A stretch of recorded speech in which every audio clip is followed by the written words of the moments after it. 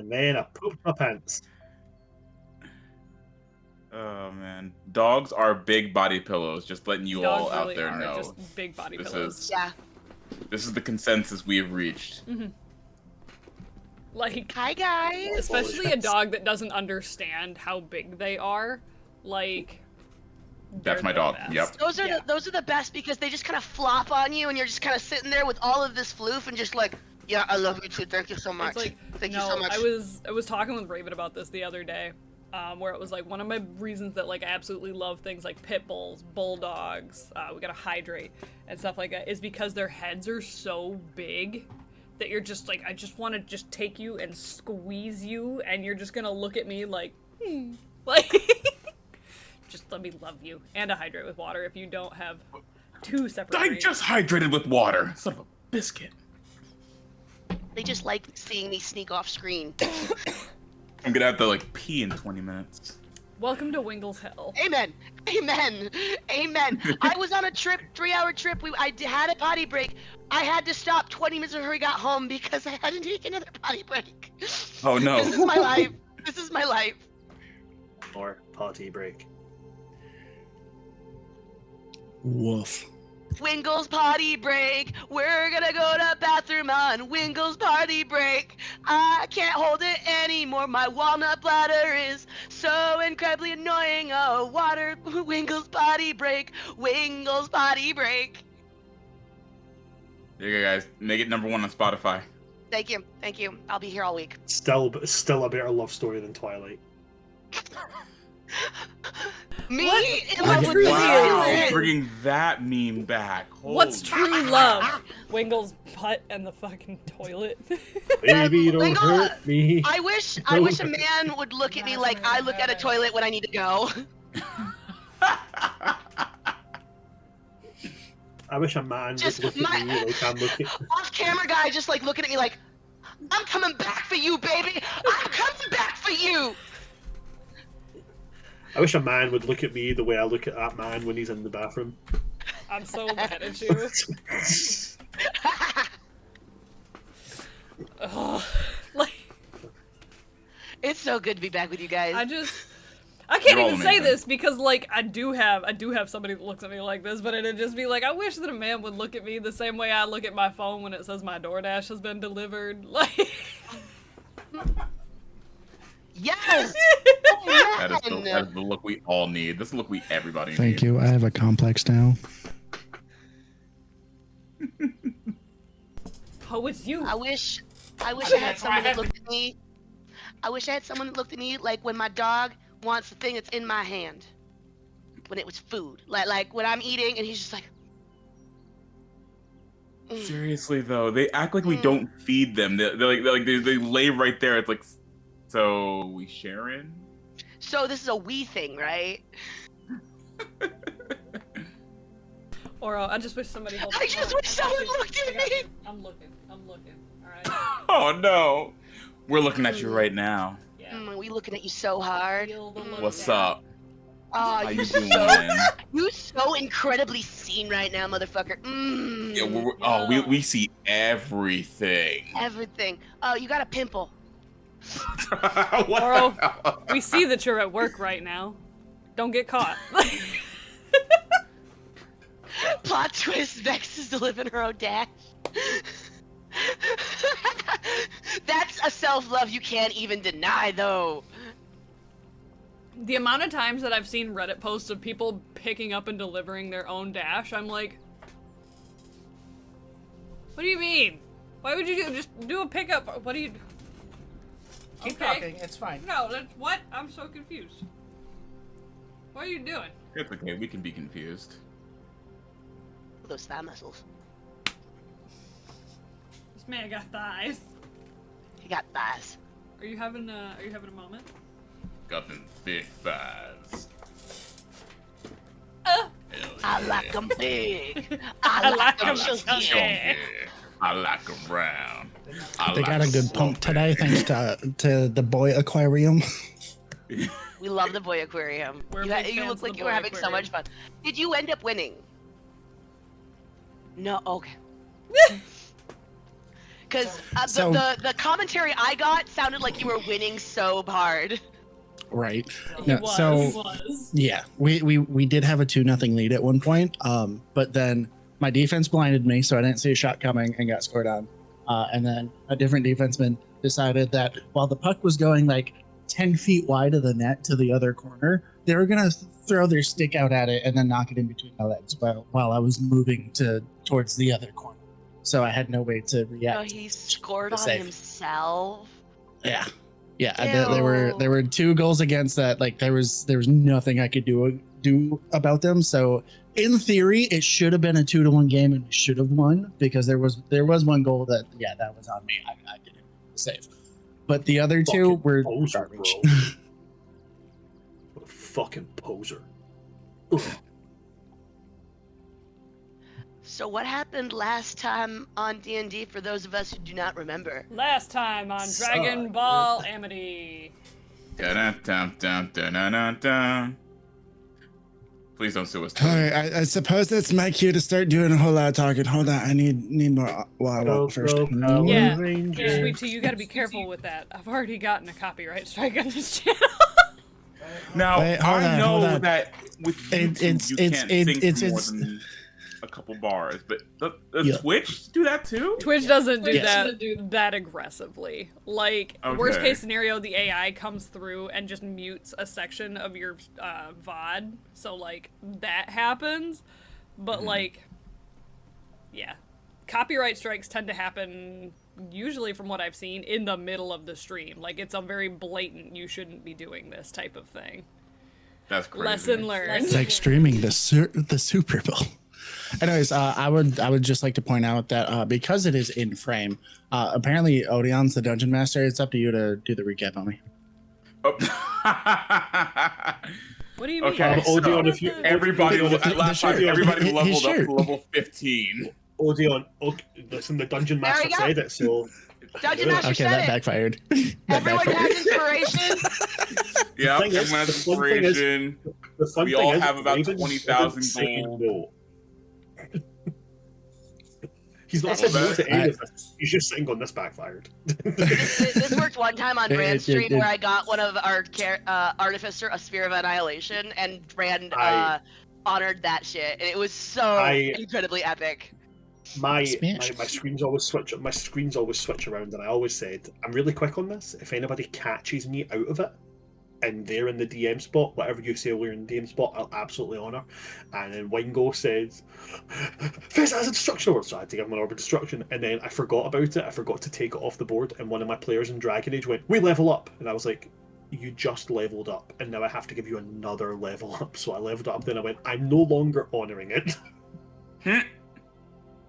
Oh, no. Yeah, So but level it, 15, we, right? level 15, right? No. Anyways, I mean, that's what I said we were. So I Um, mean, I'm the DM. So DM, just so you're aware, I did take the other feat. I took interception. woo. Alrighty. So the story thus far. I'm gonna backtrack a little bit to more than just what happened last session, because the last couple sessions have been one particular thing going on.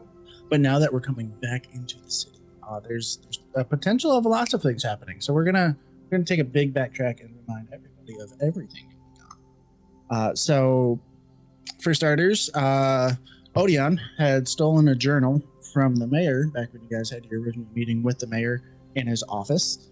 And yeah. I see you. It was a group effort. Odeon was supposed to take it. You're just the one that actually did while he was distracted. we Anyways. all know it's cool. We didn't do shit, okay? Yeah. Anyway, so journal was taken. You guys took it back to Ren. Ren said that it needed to be decoded because it was encrypted in different language and other fun things. But had a friend that she believed could decode it, so was sending it off to that individual. So you guys were waiting to hear back about that. You had gone to the equivalent of a blue collar back 40 party bonfire thing, where you guys had actually talked to the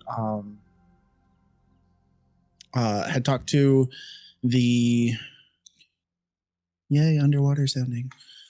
But yeah, had talked to the blacksmith that had actually been doing the requisitions for the mayor found out that all of the armor and weapons made in the town were not ever going to the town's guard itself. It was always being shipped off someplace else.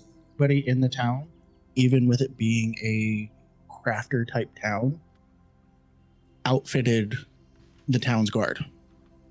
And then you guys were doing a stakeout on a shipment that was actually scheduled to go out the next morning from that bonfire that you guys are at. So there was a shipment that was made, ready to go, was being picked up by the guard the next morning to go out to the docks and be shipped out. That is where Wingle, who was staying to keep a look on everything while invisible overnight, had actually been more or less ambushed by several shadowy hellhounds. To which, when that whole combat had ended, one of them had gotten away. We all tracked down where it went to, several miles up into the forest north of the town, found a ruined portal of some sort, at which point Trena had interacted with it minorly, was just kind of looking around at stuff, and as she had touched something, it turned back on and opened. And then Trena was falling through said portal and into the hells, to which everybody else had joined, and then there was a level of interaction in there where Mommy had given a promise / favor to whatever was ruling the area to guarantee their safe exit from the place. They went back through the portal, but did not come out from the same place that they originally went in. They actually came out on the shores of a different town across the ocean, where they then took a night to rest, and then had met Chun Chun, and were gifted a nice little sailboat, to which they then hopped on that and have begun sailing back into town. So picking up where last session left off with that, we are coming into the port now. We are, I'd say, probably about an hour-ish off from the port coming in. So if there's anything that anybody would like to discuss about all the fun things going on, if you guys want to plan about what to do when you actually make it back into town, now is your chance to do so. How long did it take us from sail from point A to point B? Has it been like weeks, months, days? Just so we know. So getting which Ren's gonna yell at us either way, but yeah, like just so to know. You're going across a theoretical ocean, though they are two continents that are relatively close to each other. The reason why it's an ocean is just because of its mass size and the fact that all of the land that it segments, they don't connect anywhere. But the ocean itself is actually one of the smallest of this planet in its whole.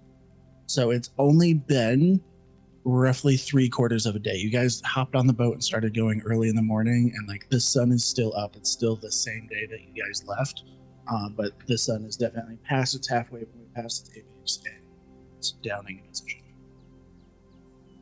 So we're not in trouble. Nice. No one tell Ren about the going into hell. No one say a damn thing about that. There's this like panic, essentially, that like, don't tell her.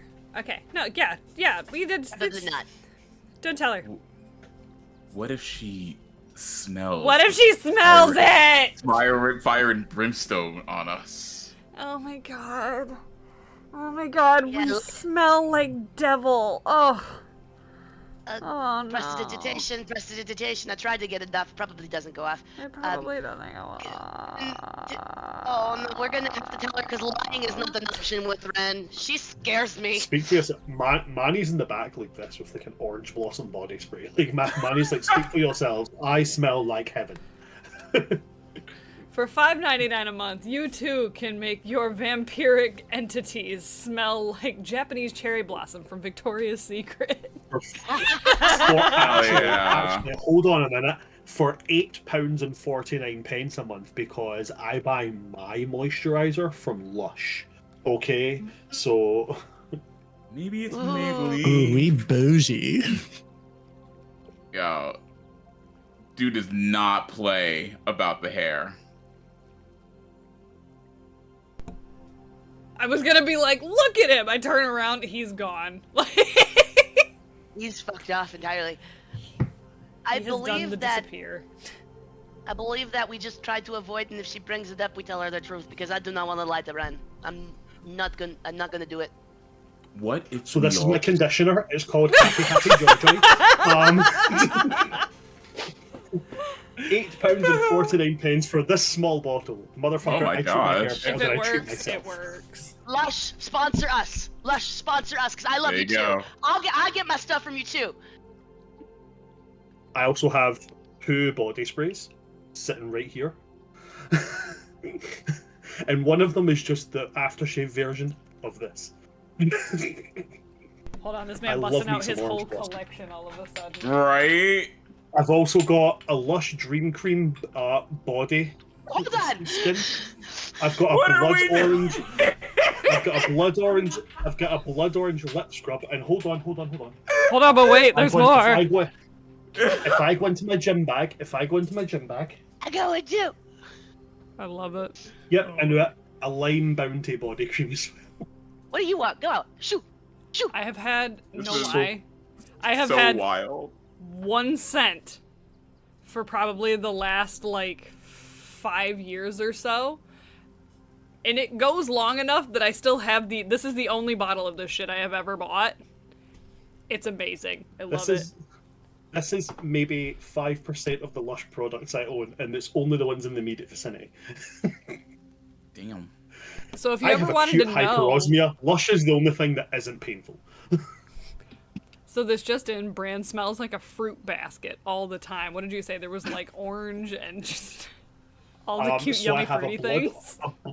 blood orange lip scrub, orange blossom hair conditioner, wasabi and horseradish shampoo with sea salt in it, lime bounty body cream, and I have something called the Lord of Misrule, which is very earthy and has like notes of basil and cedarwood and stuff like that. So I smell like an English fucking garden. It's fucking great. And because of that, Manny smells like a fucking English garden. Manny is like spritzing all over, just like if I'm not glistening, I'm not listening. This Your is skin glows like diamonds in the sunlight. we Alright. did not just No. make a Twilight reference. I know what you are. You're pale white and ice clothed. Say it out loud. Ice cream.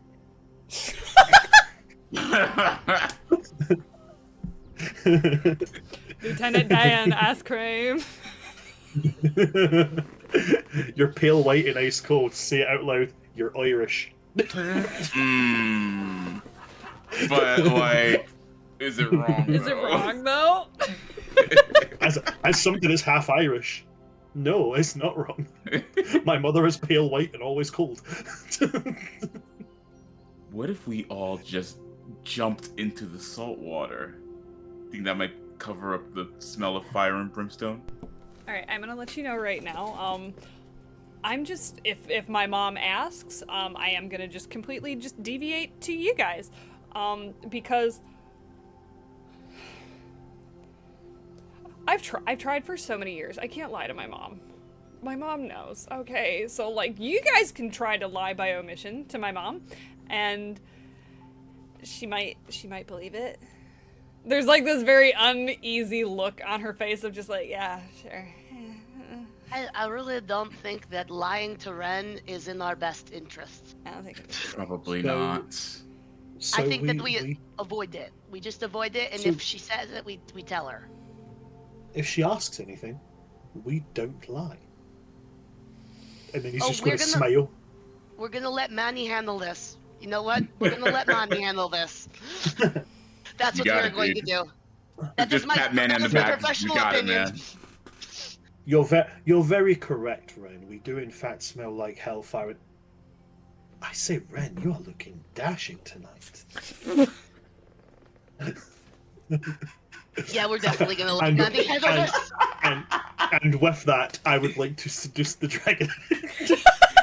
Gosh, Why does darn it. everybody want to be my stepdad this campaign? This is stupid.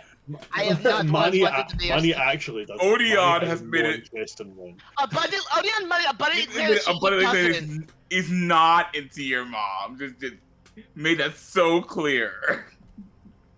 Okay, well, I think that we have to. We need to go and head back to the tavern so that we can figure out what's our next steps. So yeah, after all of that tangent, how long have we been gone again?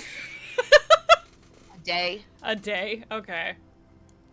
I'm not awful. Yeah, we'll be fine. We got this.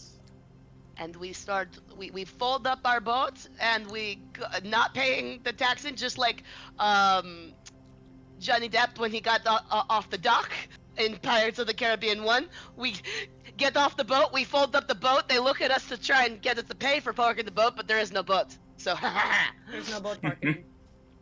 there is no boat. So you Well, can have there's no- my yeah, So we're going boat, to take a yeah. small backtrack because you guys aren't at the dock yet. However, as you are approaching the dock, now that you have your plan of action in place and know where it is that you're heading to, as you are approaching the dock, looking forward into all of the dock areas and looking at the shipyard and everything of where to pull in at for where you can go ahead and step off of the boats and then fold away.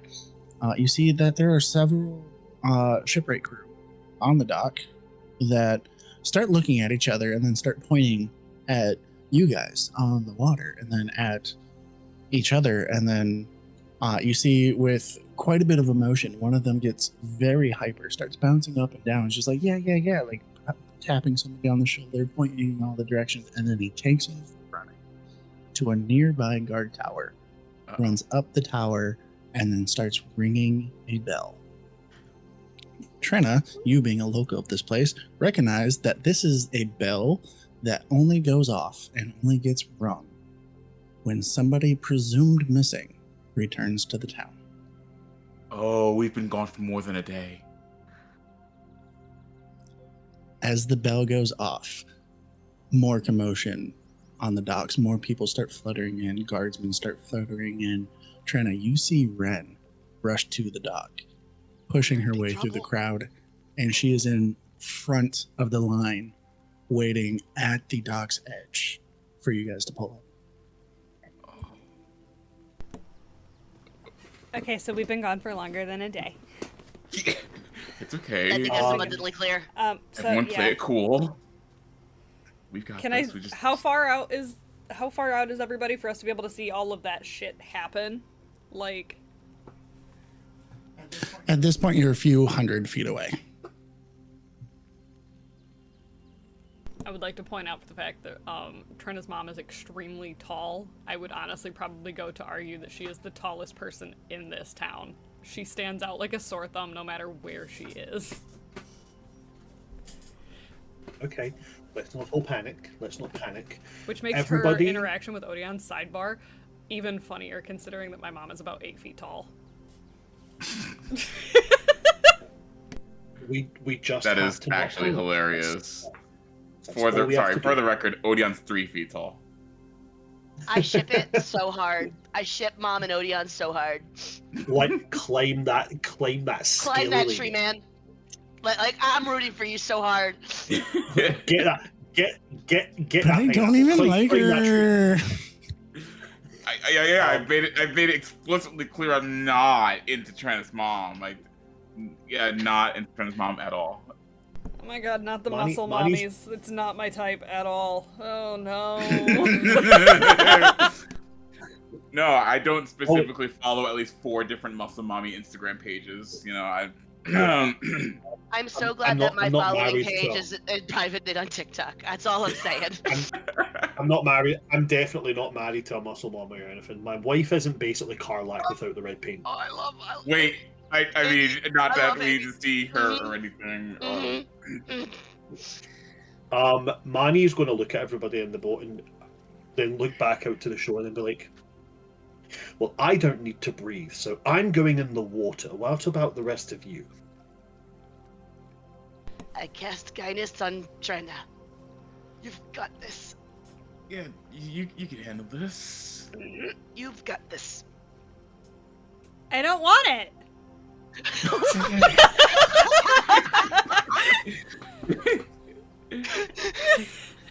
All right, Manny, you've got this. In the teeth, Trina. He's going to put his arm around Trina's shoulder and be like, "We have a saying in the teachings of Bahamut. I know. Sucks to be you." I know.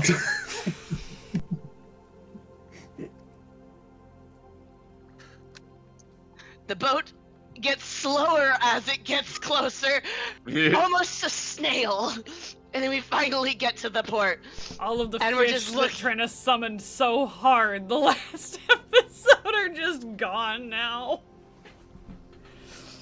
It's fine. Okay. She just, as it pulls into port, she tries to do her best of just like, we've arrived.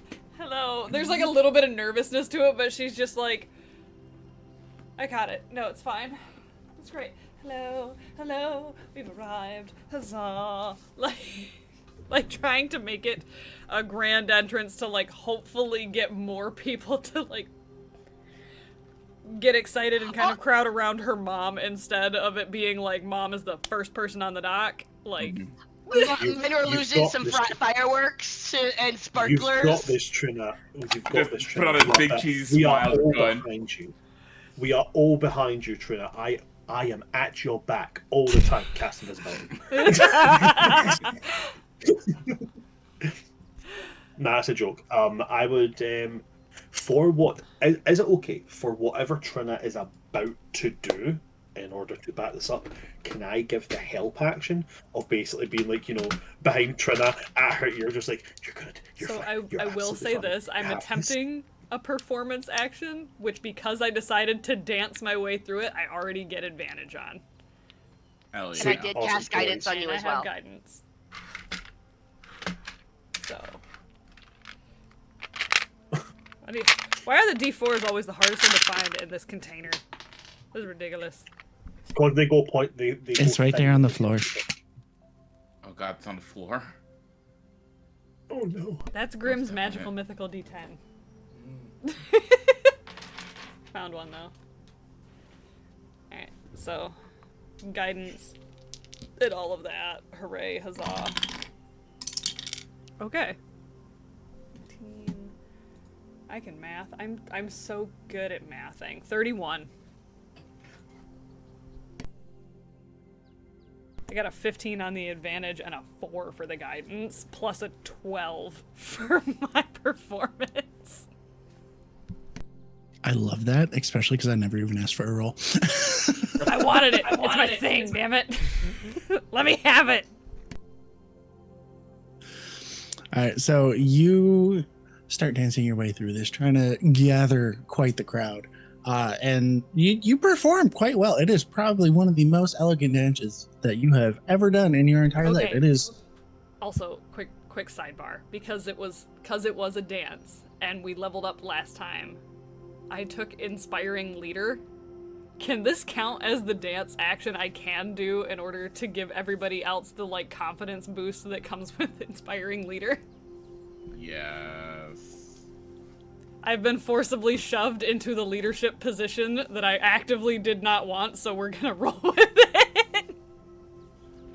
Does Inspiring Leader change in 2024? It just gives you temp HP, but I'm like, fuck it, I'm dancing anyways in a leadership fashion, so everybody gets 13 temp HP. We love that for us. See, Manovel does have appreciate it. 70-something hit points now. Trina leads the whole town How with many- Macarena. How many temporary hit points was that we get? I can do it once per short rest. And Manovel just this in the background, the backup dancers.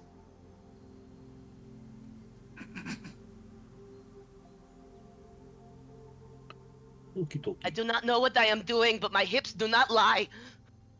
Cyber asked for an example. There it Wait, is. Odeon is going to. Knees up, jump, kick. This Odeon is is the grabbing. Aphrodite shuffle. Knock the Boom, boom, knock the clothes basket over. boom, boom. I've grabbed 2 arrows. And I'm just tapping it on the side of the boat to make a beat from a novel. Nanny's voguing. Why do I feel like everybody at this point is just pushing for DM inspiration? I already have DM inspiration, so I'm just sitting on it. Throw that ass in a hexagon. We are very nervous and autistic, okay? It's a dodecahedron. Manny's just swishing his hair around, just like the smell of orange blossom compels you. The smell of orange blossom compels you. You cannot. I'm precipitating some lavender scent. You can't be mad at us when you're relaxed. Manny's about to take a level in Paladin and take the oath of throwing it back. He's like, the power of Bahamut compels you. Yep. For Obey the Platinum Daddy. Obey the Platinum Daddy. If you do that, I'm getting you harem pants. Do it.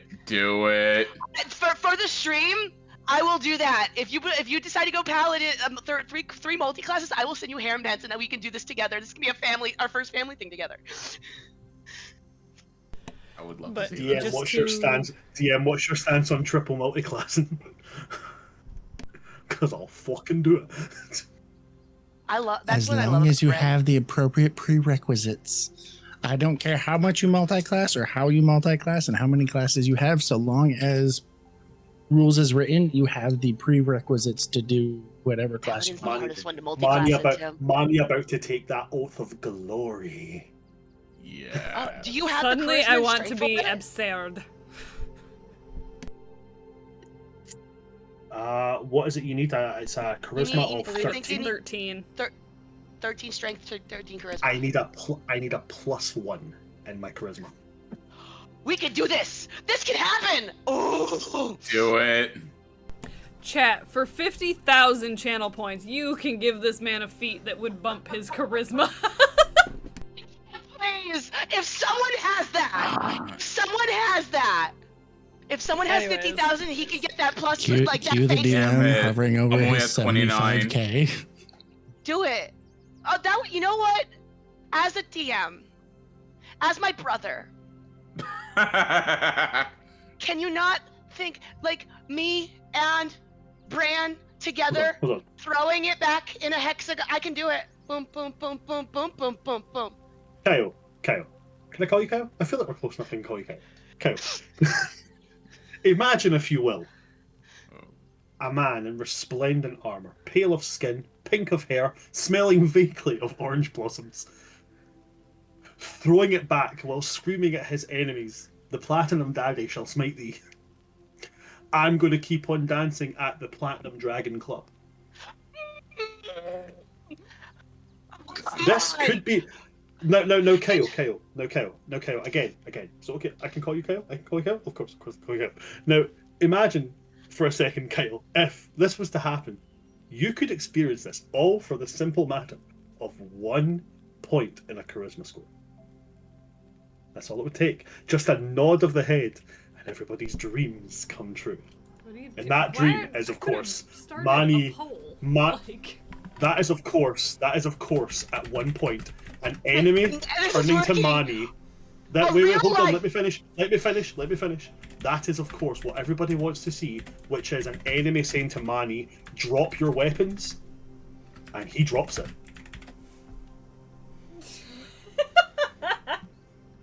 If anybody out there is willing to say that they do not want to see a Dampier drop it like it's hot, you're lying to yourself. Every single one of you has wanted to see a member of the von Zarovich family get down and dirty. This is your chance.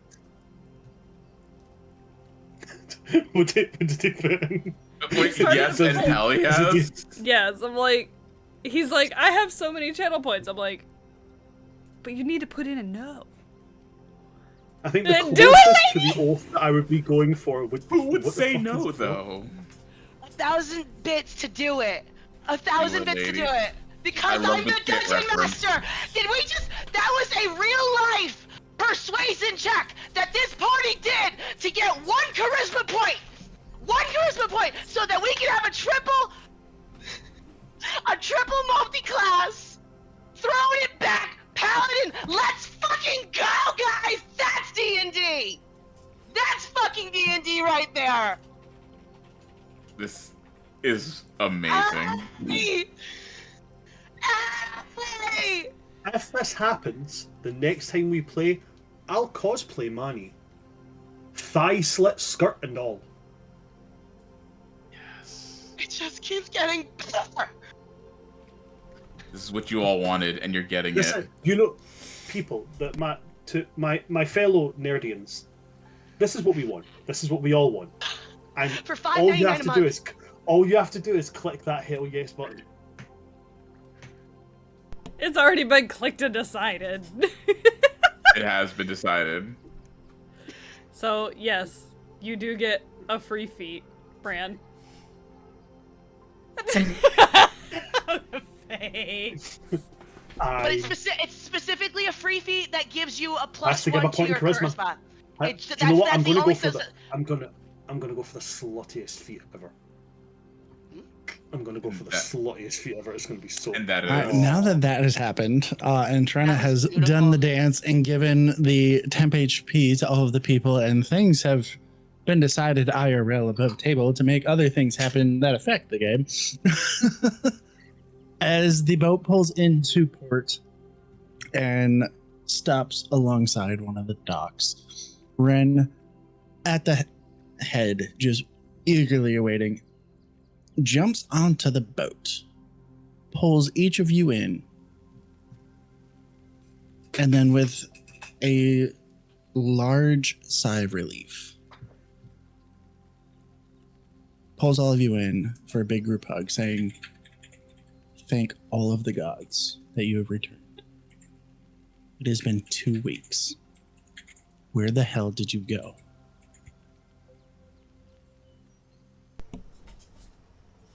like gently nudge Trent and be like, "You got this." I hold on. As DM, if Manovel's touched by Trina's mom in any way, my minor illusion comes down, or at least is disrupted. So that means everyone would You're on the see- far end, not actively being touched. Okay, Like, okay, you're sure. like You in the said, middle of the you group, grabbed like opposite. everyone. When you said grab everyone, I was like, that's not gonna work for me. I do feel like even if everybody was, like, grabbable, because she knows, I don't think she would touch you.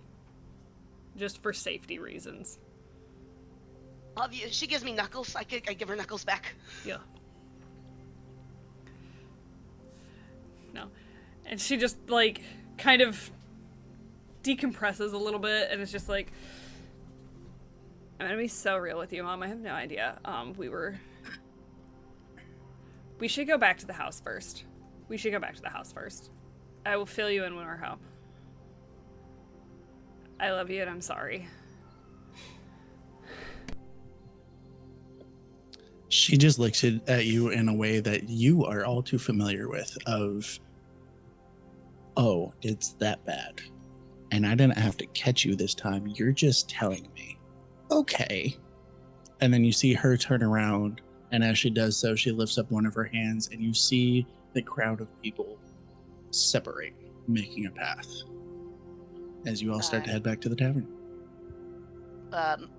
Trina feels just the tiniest tap on the back, the middle of your back. Just gonna tell the truth, and I give you guidance one more time.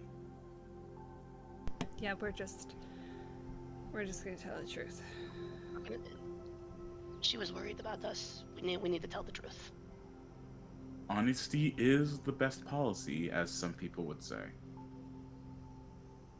And she's just gonna kind of look at Odeon and be like, who? I don't know. I hear people say it. It doesn't make sense to me. But I'm assuming, like, Mom does, like, the Moses parting the friggin' seas thing, and everybody is still kind of, like, all excited about, like, oh my god, hooray, they're back, huzzah! And just the awkward wave to everybody, be like, hello, hi, we're back, yay.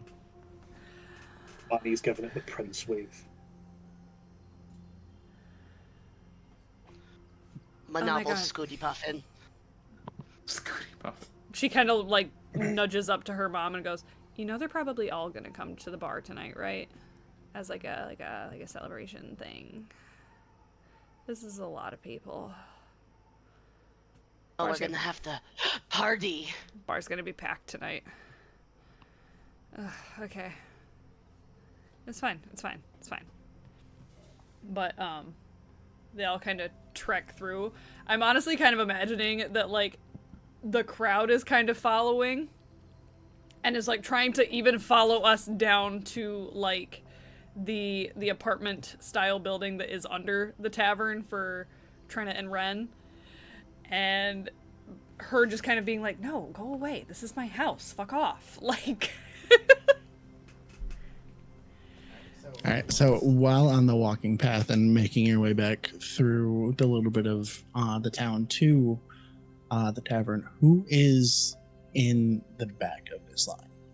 Who's bringing up the rear? I'll take up the rear, and I'll be on the back of Lunara as I do it. All right, so with you being at the back, I'm gonna need you to give me a perception check, please. Okie dokie. I am somewhat good at those. That is a sweet 19 in total. All right, as we all hydrate, you notice throughout the crowd that while there are some familiar faces that you've seen walking through this town for the few days that you're here before everything happened with the portal, you notice that towards the back of the pack of all of the bystanders, everybody that's gathered around, there are obscured faces. You can distinctly make out that there are in fact bodies there, but their faces look ghostly or shadowed and misshapen or smoky, and you get an uneasy feeling that something else knows you're here.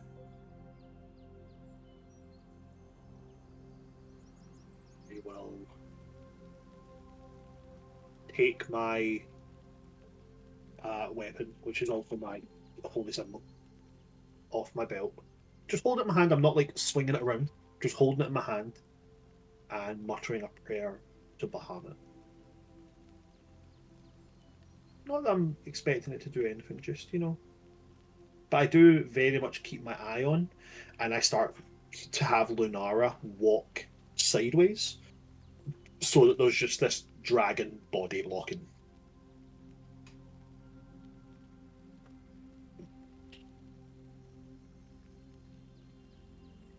All right.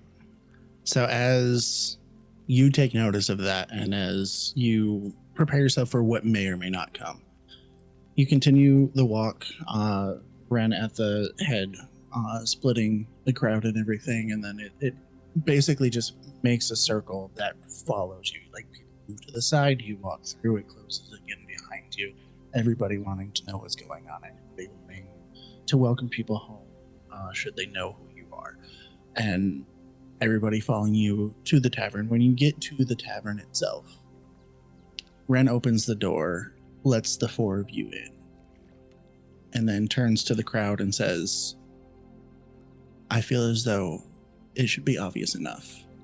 I need time with my daughter. We will be open for business again later this evening, but out of respect for the returned, please go away. And then she also enters the tavern and shuts the door behind her. You have the entirety of the tavern to yourself.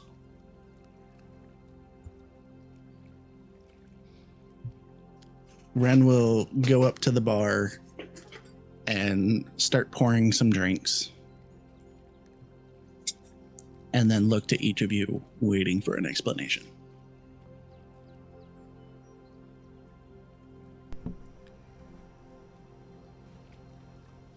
Okay. Right.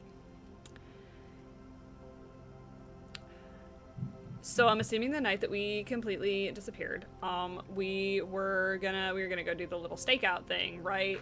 God damn it. We were gonna is this train us first dig a little deeper? Okay, so like we were gonna go, do the stakeout thing, which I'm pretty sure that we told you about. And if we didn't, hi Mom, we did a stakeout. Did you know that the mayor's probably up to some like really weird shit? Because we talked to all of these blacksmiths. What's like, side note, I won a thing of Flip Cup. It was amazing.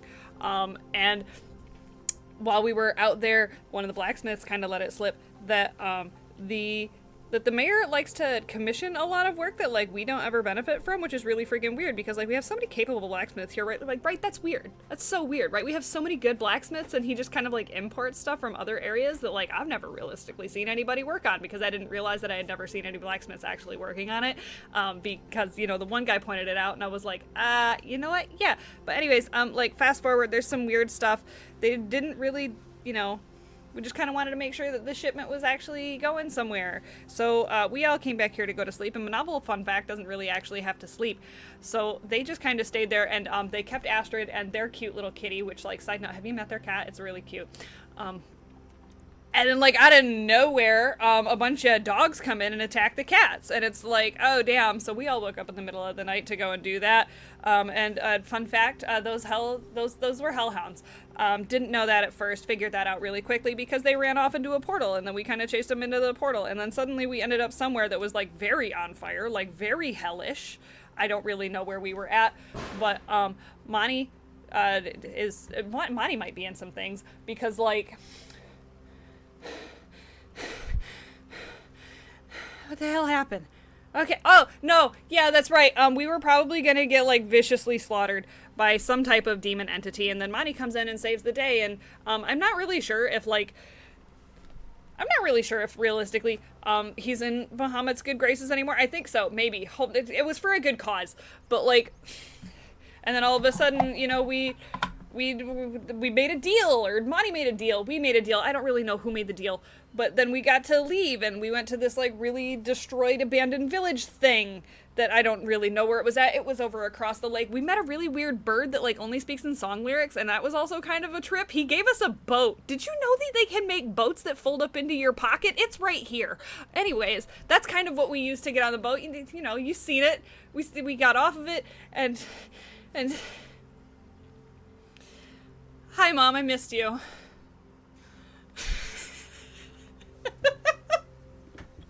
To clarify on the point, Trina is not beholden to any deal or not. It's purely on me. So as you go to make that comment and you look over at Ren, you actually notice that she already had her eyes on you. And as you say that, she's just like, this is shit.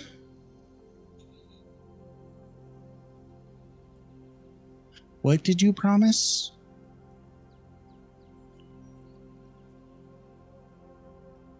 I hope you understand that I don't say this with any disrespect. But I think that it's best that only I carry that weight.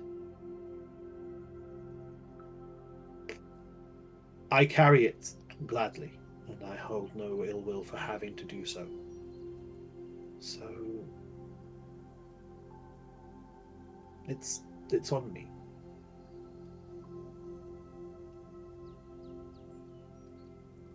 How long were we gone? Because we thought it was the same day.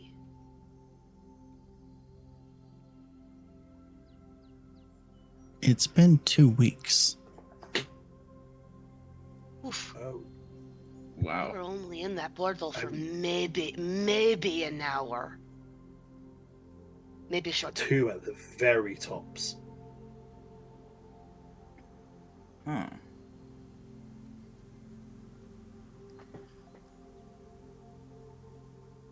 Oh, so that shipment's probably like gone by now. Yeah, we missed it. Yeah. Ren takes a moment and looks at each of you, and you can tell by the look in her eye that she is carefully trying to piece together everything that has happened for all of you versus that of what was said last. And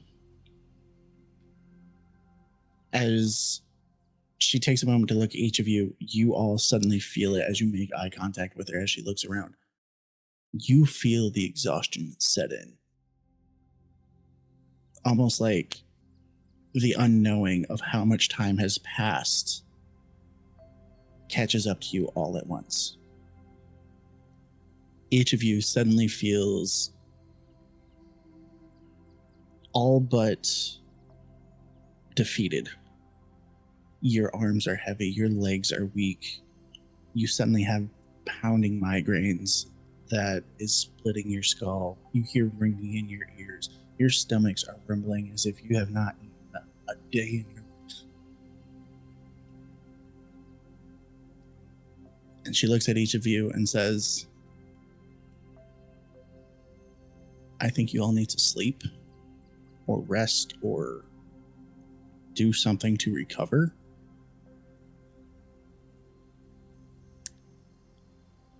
Are we feeling the effects of the 2 weeks as if they have happened in real time? Essentially, yes. Because I still have to drink blood. I still have to eat brains. Mm-hmm. So my This question, is where a and lot I'm of that is coming from. So for me specifically, I'm supposed to eat my hummus once a week, and that's not even a real like that. So with 2 weeks of not eating hummus, how is Manovel feeling? Because like I would that sounds like he could be losing his control. So Manovel specifically, as this is all setting in on you all at once, feels so drained that as you are sitting there and trying to focus on the conversation, focus on what Ren is saying, you start seeing flashes of things and you start hearing other voices through the splitting headache to the point where what Ren is saying gets muffled out. Give me a Constitution saving throw. Oh boy. You got this. I rolled a 17 on the die, and I'm now proficient in con saves, so that's a 22. All right. You manage to fight off whatever this overcoming feeling is. You manage to recenter yourself in the moment and focus on what Ren is saying. May I? I think that for this particular, because Manovel's hasn't been this hungry in a very long time. He's very, very smart about keeping satiated. So the Manovel illusion fizzles, and I think Ren would see this first, where the eyes dilate and he grabs his stomach and he goes through his pack and empties it out and grabs the closest pack, and it's 1, 2, 3 packs right there, and just oh boy, we can't do that again. And I believe that's 3 out of the 5 I have. So I only have a week's worth of hummus left. But I'm assuming that for me personally, I would have to have enough from whatever I have. Not just one's going to do it this time. So I'm taking three of them to try and make sure that I am back to in control. All right, so as you do so, you feel a brief moment of relief. You regain what you understand to be yourself, but you feel a piece of you is still stuck. And while you don't have an urge to feed or lose control or to lash out at anything, there's a gnawing, like, your inner voice is still there, just like, more. We need more. And I look at the other 2 packs, and both of them. It's not even worth the risk. Mm-hmm. And you guys see me go through 5 packs of hummus in front of you. With this, it's very much this abrupt. The conversation ends, and he ends up being just like on the floor and salivating, and like this is the first time you're seeing the monster, not the novel.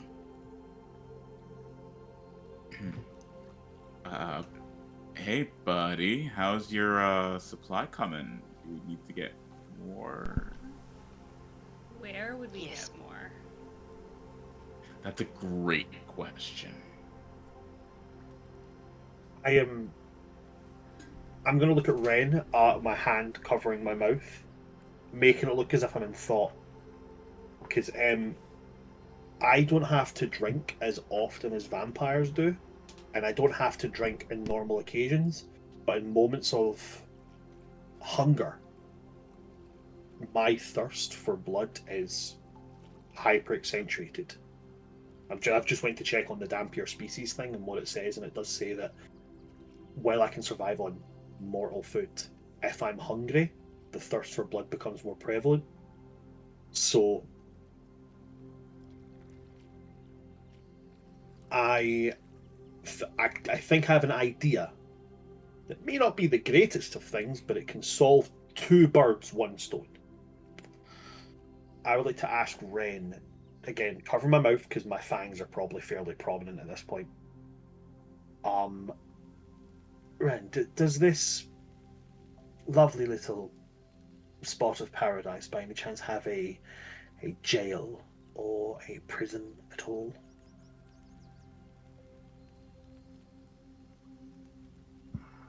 If you're referring to the tavern, no. The town, yeah. And are there anybody? Well, I'm referring to the town, of course. And is there anybody inside this prison who perhaps is grotesquely undesirable? Truly horrid. That side of things, I wouldn't know. Admittedly, I don't spend much time there, as I'm sure you can imagine, for obvious reasons. I'll go check, and I'm gonna leave very quickly because I imagine I can hear people's heartbeats, like you know that like playing Vampire the Masquerade on the PC, and when you got hungry you'd hear the. So I'm thinking if I can drink somebody dry, then we can take their brain. They're not going to be needing it, are they? Said if they're already dead, it counts as long as it's within a certain amount of time. We did. That would work. That's birds and stones and things. Can you drain the blood from someone without affecting the brain? Like, would the brain become shriveled? Like, there's blood in the brain, right? As I'm drinking, screw off the top. That's not how that works, right? That's not how that works, right? Does anybody have a people opener? If you're asking medical, Hand no, him a that's dagger. not how There you that works. So Monty needs the blood. Manaval needs the cerebral spinal fluid. They're 2 different things that are separate from one another. So in theory, one body can in fact satiate both. But So it's not actually the brain they need; it's the spinal fluid. Yeah. So technically, I would say a shriveled up brain would be able to do it without me connecting back to the hive, since it's like half of what a real brain would be. Sort of like how the seminal the fluid, not semen fluid, is. Manaval's not. That's a different kind of vampire. The seminal vesicles. I'm not. Wingle is not a medical. You're still getting professional, brain and he either is- way, though. Like, let's be real here. Yeah. So if it that's like brain jerky, is what I'm saying. If it's all. That's like brain jerky and not actual brain. So I feel like it's kind of on the same where it would satiate but not connect. That's my argument. I'm sorry, we're not glossing. Are you proud of that one, Vex? What did Vex do? I caught it, Vex. It's okay. Thanks, Dad.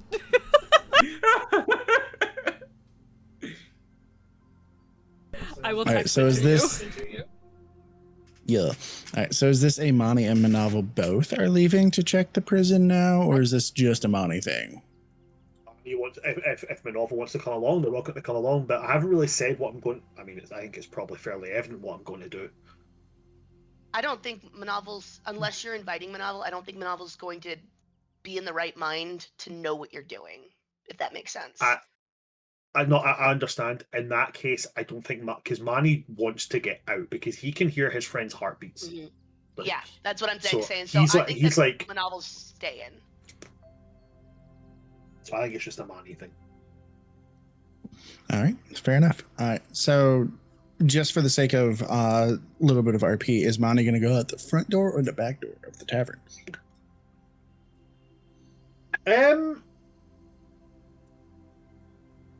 I'll say front door. I'll say front door. He's not getting any need to be kind of subterfuge yet.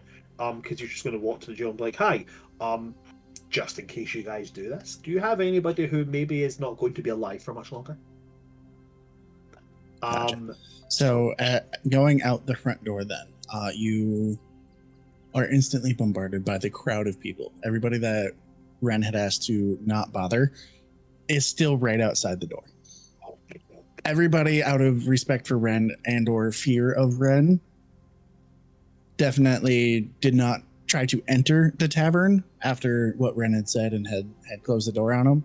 But they are all still right there in the street. And as you open the door and you step out, all of them are beady eyes on you, waiting for any information.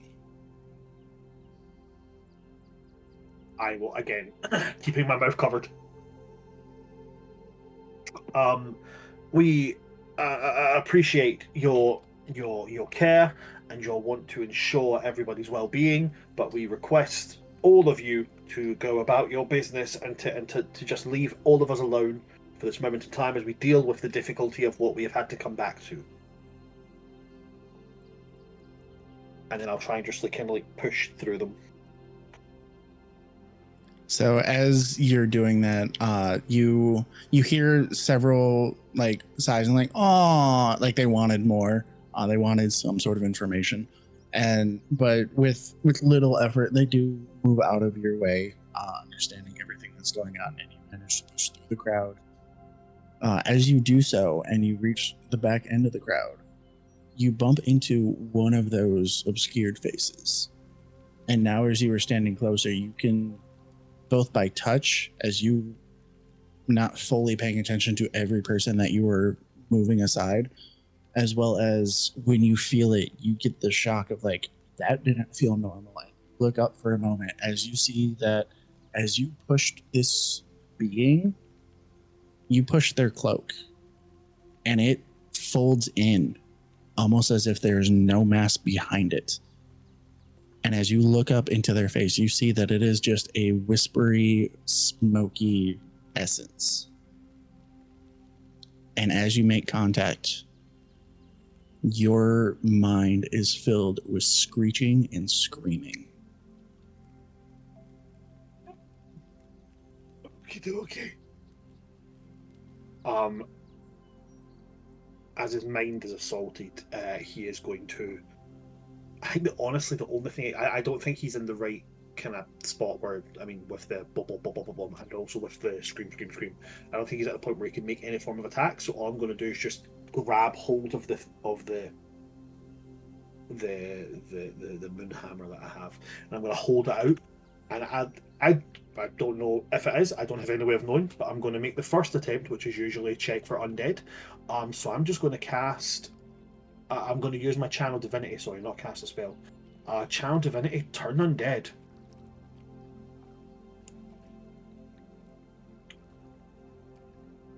And remind me what specifically that does. So, any undead of my choice within 30 feet of me has to make a wisdom saving throw. If it fails its save, it has the frightened and incapacitated condition for 1 minute. And for that duration, it must move as far away from me as it can on its turn. This ends early if the creature takes any damage, or if I have the incapacitated condition, or if I die.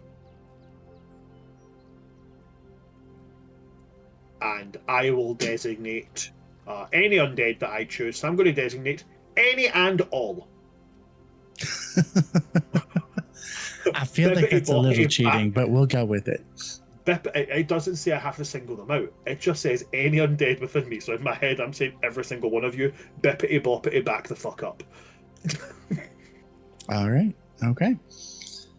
So as you do so, you lift the Morning Star. It gives off a glow as you cast this spell with your channel divinity, and the screeching and screaming you hear in your head intensifies. It gets louder. It gets more shrill, and the creature in front of you wisps away. When it's finally out of sight, the screaming stops.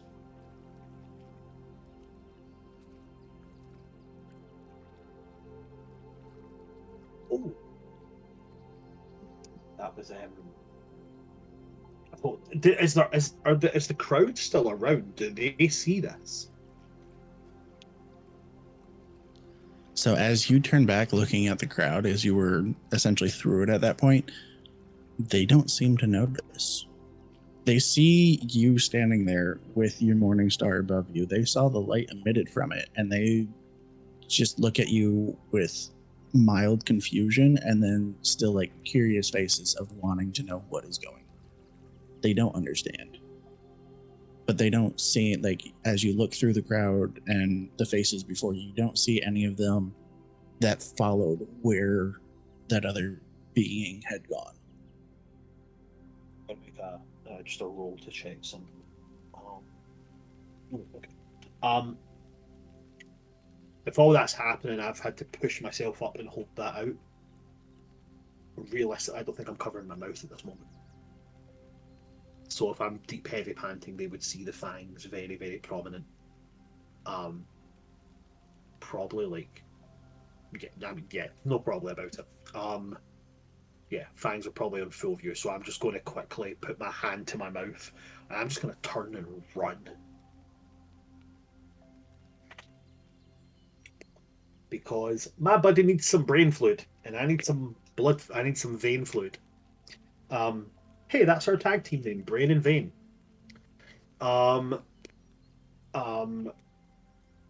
So they need brain, I need vein, we both need to drain, so I'm getting the hell out of there. I'm gonna just... There's an innuendo with brain and vein somewhere. I'm not gonna be the one to come up with it. Especially tossing in the drain. Yeah. Sweet Jesus. Insane in the membrane. Insane in the brain. So yeah, I'll just Love run and hope to find the prison. All right. So as you take your time to run and do that, we will go back into the tavern with the rest of everybody else, and Ren will look at the three of you, noticing Manavel on the ground, and the fun that just happened there, the quickness with that of which Monty had just left, looks to Odeon and Trina both slightly confused, slightly like, what the hell? But then also, okay, what do we do now?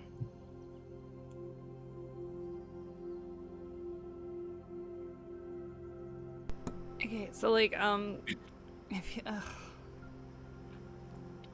feels so bad, and she's gonna like actively just kind of like push her beer off to the side, just like, I think we need water.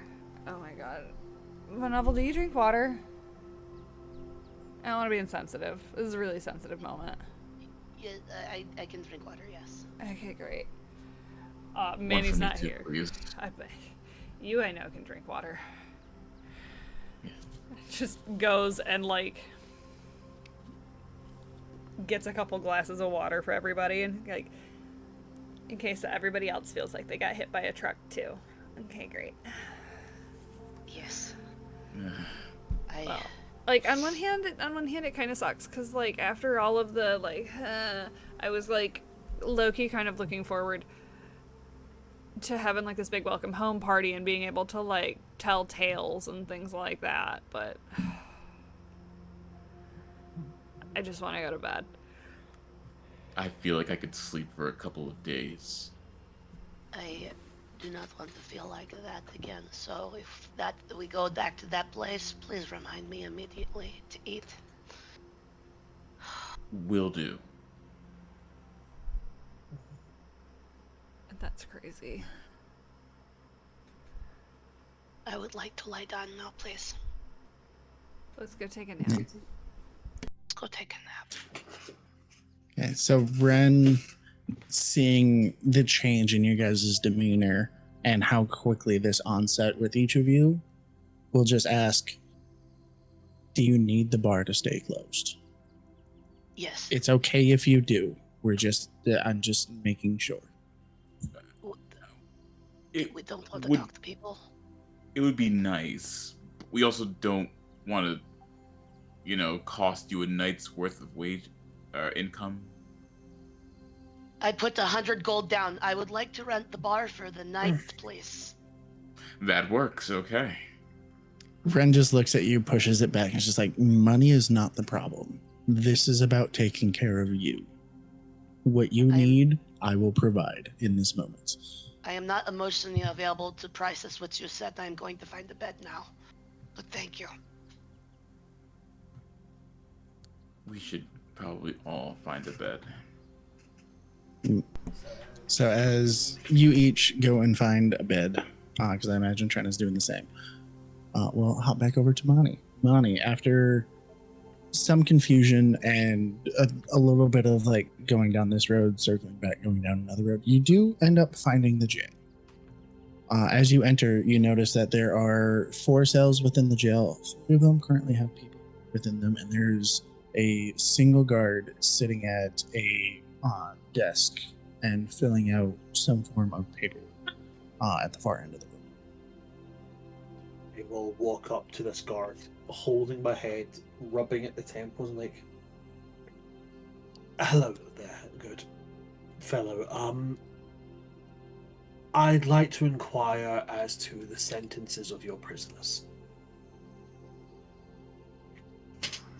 That's a peculiar question, though not an illegal one.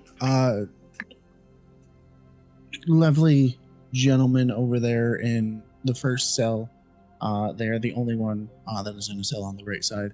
He is actually more so just here for his own safety.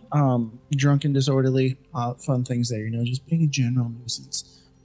That's essentially our drunk tank holding over there. These other two, that's though, absolutely fine. The okay, other so ones, what's their issue? So one of them hasn't been tried yet. He's believed and has been accused that he has stolen somebody's sheep for less than sightly things. The other one, however, is in fact a convicted murderer and is actually waiting for his execution, which is scheduled for several days. Fantastic. I'll take that one. I like how you're ordering off the menu. I'm sorry. Take. Well, you see, I'm a fairly well-traveled fellow, and well, you see, I have a bit of a need. That need is incredibly voracious, and also can be quite unsightly.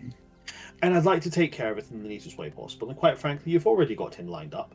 And I don't even want paid for it. You can still pay the executioner. He just doesn't have to do the job. Or don't pay him. Quite honestly, at this moment in time, I don't care. What I need is if he's going to die in a few days, just turn a blind eye and let me do it now. And don't ask questions. He looks at you a little confused. Starts to look like he's about to ask a question, like but then like reconsiders. Go ahead and give me a perception roll, or not perception, persuasion. I will also say, I have I haven't spent any of the gold that we've received and all that kind of thing. So I'll also take 50 gold and put it on the table and be like, just to turn the other way. That's it. You see him eye the other individuals in the cells of just like, okay, there's other people looking. He stands up for a second, goes over to the drunk man's cell. It's just like, he's fine. He's not going to remember anything anyways. Walks over to the other person's cell, the one that's still waiting for their trial. Just says, if you don't speak of this, you may in fact get off and have your life returned to you. And then he turns back to you, pockets the gold, and hands you a key. Cool. I take the key.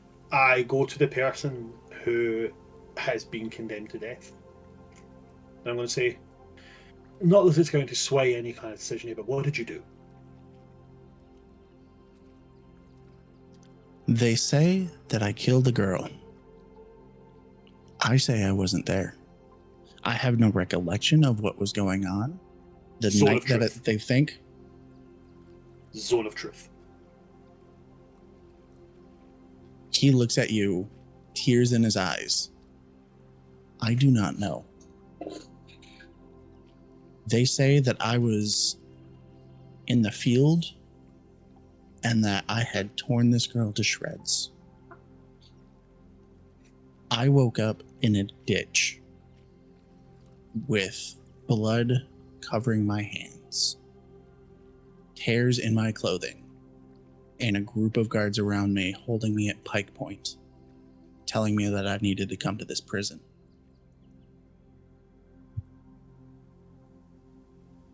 Uh-oh. DM, is this enough information for me to understand that what he's describing sounds a lot like a lycanthrope, or do I need to roll for any specifics on that? I come from Barovia, full of werewolves and shit, so... You've heard similar stories before. It does sound uncannily familiar to you.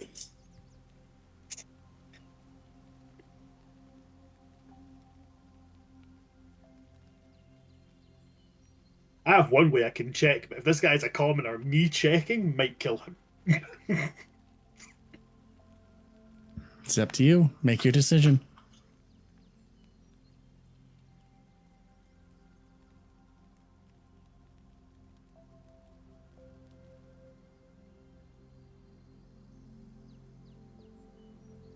I would like to...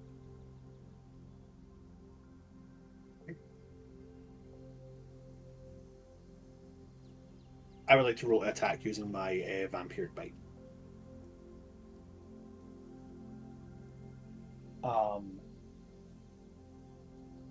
Yeah. On the one hand, like, yeah, cool, it's unfortunate, but if he can't control his shifts and he's killed people because he can't control it or he's not in the right environment, he lives in a town filled with people. Yeah, I'm gonna do it. So... Okay. This was not the moral quandary I wanted tonight. I was about to say, man, this is really weird, but at the same point, Manny is also a Von Zarovich. Like, gotta do what you gotta do. Survival is survival. That's it. And while not being a full-blooded vampire, he could lose the rag on innocence. Reed says put a silver coin on his head. No, I'm not going to torture the guy before I drain him. This way he'll pass very gently. I'm not going to, like, cinder the man while I do it. I wonder if drinking lichen blood would make you feel any different. Like, if it would taste different or anything like that. Are we going with underworld logic? Do I out. become a hybrid? Are we going underworld logic? Do I become a hybrid here? Where Illithid? There's only one way to find out. Is this where I bust out the Grim Hollow book and have to take vampire and werewolf like Namjos? Yeah, so that's a 15 to hit with the bite. Alright. So as you bite into him, you see his teary eyes turn into concern. You hear a growl in your ear and a whine as if from a dog. As you start to feel the neck enlarge and you feel him shifting before you. Okay. Okie dokie. Spicy Capri Sun packet. Do I still hit with the bite? You do, yes. Yay.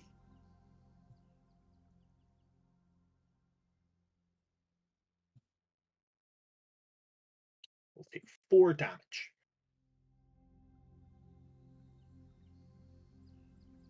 And All right.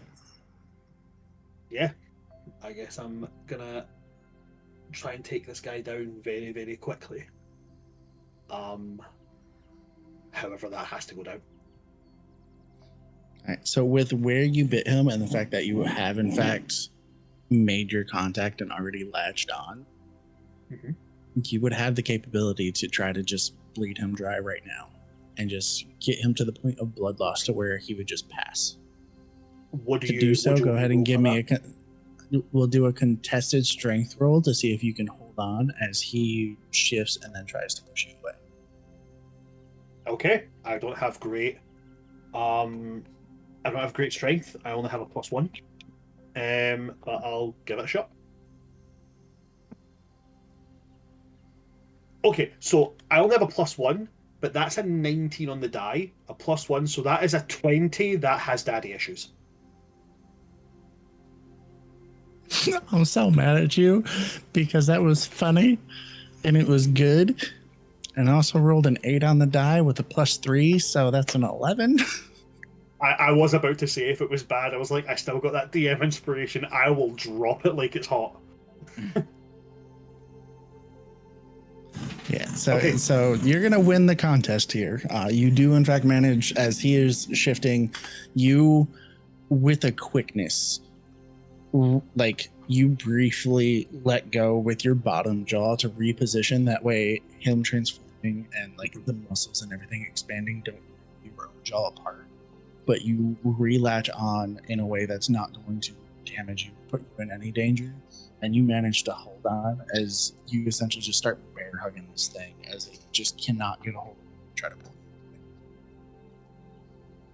you. Okay. So I'm there gulping. And it's like at this point, because it's not like, oh, it's been like a day and I can't get hold of any food. Oh, there's a small rat. It's not like that. This is like he is like, have you seen Nosferatu, like the new one? Yeah. You know that Weird movie. horrific, horrible gulping sound that he makes? It's a Like that weird really movie. deep guttural, like that's what Manny sounds like right now. It's damn near bestial. Ugh. And when this guy is drained like the shriveled little Ribena cup that he is, I will, I guess, again, this would be down to me not really knowing from a medical point of view. Manny has a decent enough medicine check, so I could roll that if you want. But I'll ask you because you know. Do I, if I take the head, is that enough, or do I need to take the spine back? Like, So in terms of like having something saved for like future use, like stored and whatnot, taking the head would be enough for a serving moving forward. Though Okay. given the current state of Manaval, as well as your like in the moment of just like what is enough, you aren't sure in the moment. Though you have already paid the guard, and at this point have a relatively decent-ish understanding of like the streets and where they go, and you also know that the majority of the crowd is at the front of the tavern, still waiting for some sort of information. okay, So if you wanted to And at potentially Birmingham's just is take what the Liam's body, saying. yeah, it's like potentially if you just want to bring the whole body and like take some back roads and go in the back entrance of the tavern, you could try to do that, and or if there's do some that. other option that you want to go through. No, I'll do that. That seems like it makes the most sense. Yeah, I'll just pick up the body, look to the guard, give a nod, and then leave without a word. The guard just looks at you with a sheet white face and is just like, I knew what the thought was. I didn't know the proof. because this individual has never seen anything of that sort of nature ever, whether it be the you feeding, the shapeshifter, like And he paid him enough to never have seen it either. They 50 gold is a lot for a guard. Right. Yeah, so he's standing there completely sheet white in shock and just almost to a point of where you're not even sure if he acknowledged the head nod or not. He is just standing there petrified, frozen still. Doesn't move, doesn't make a sound, nothing. As you just walk out the door. Yeah, I just walk out. I don't even look him in the eyes. Like, despite the fact that Manny puts on this air of being very confident, very sure of who he is, he has like a deep, abject dislike of the vampiric half of him, because he knows it's linked to Strahd. So he's not really the happiest about it, and the fact that it has this kind of grip on him if left unchecked. And he is making mental notes, very much in the same line as Manovel was doing right there. He's making mental notes like, if we're ever going realm hopping, before we come back, I need to feed.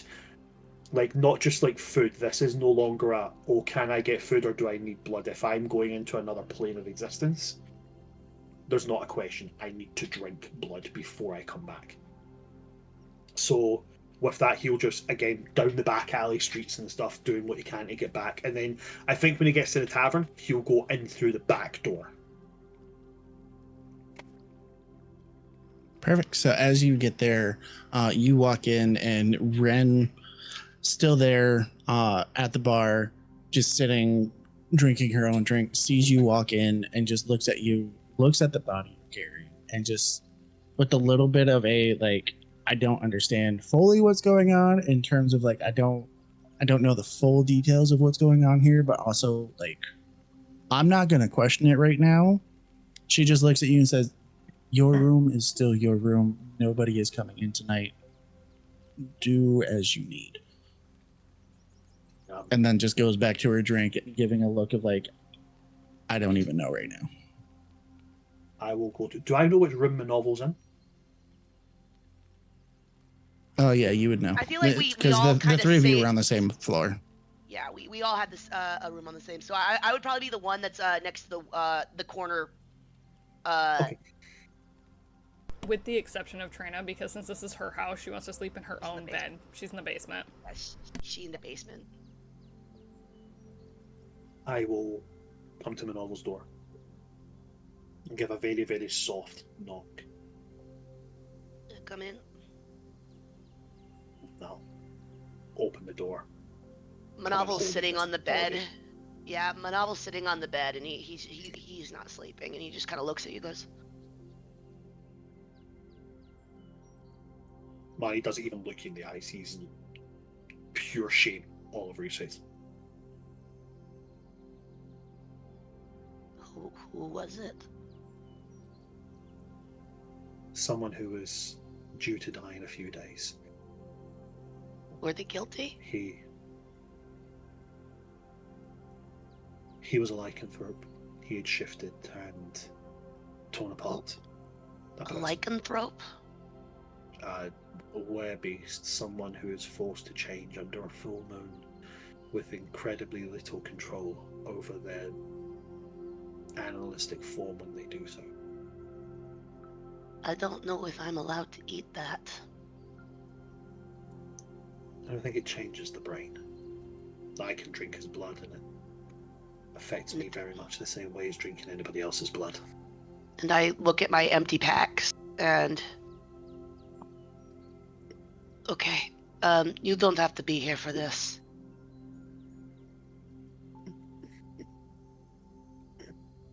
Do you want me to go? Do you want to go? He's going to close the door and he's going to say, "Can I speak, Frank?" Absolutely.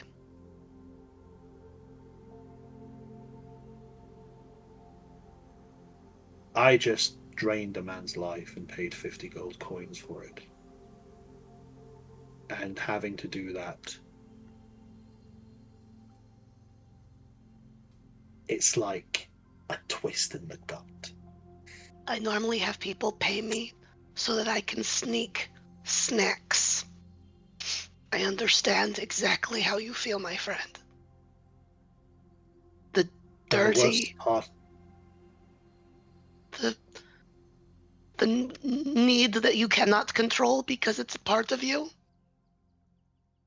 Even though you don't want it to be a part of you, yeah, I understand that entirely. the, the worst part is every single time it's done, there's always somebody that looks at you, and it's always the same way. It's fear or disgust. And after I've just went through it, I want the first person you see after you do this to look at you with something that isn't that. Because I understand.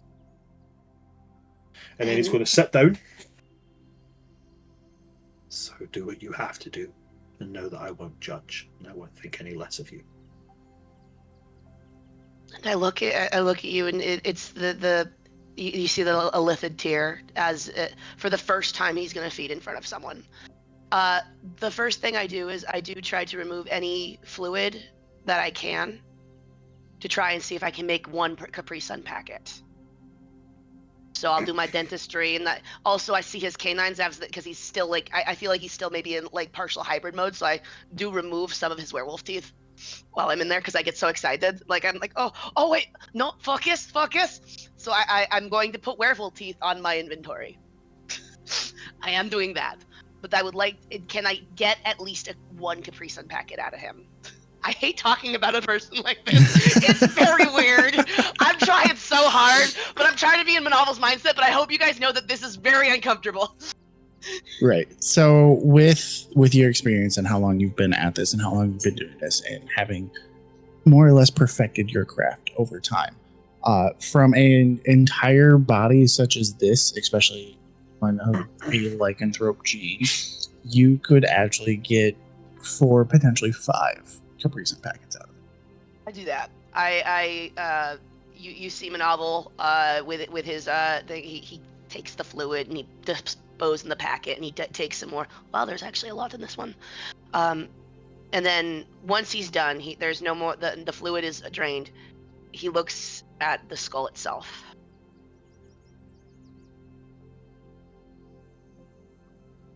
Do not know. I have not had.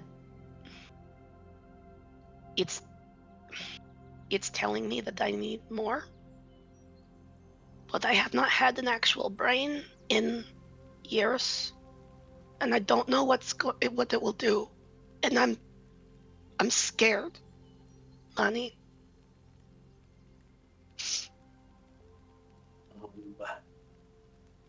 I don't want to hurt anyone, but I'm scared that if I don't do this, I'm going to hurt someone. But if I do this, I might also hurt someone. It feels like a double-edged sword.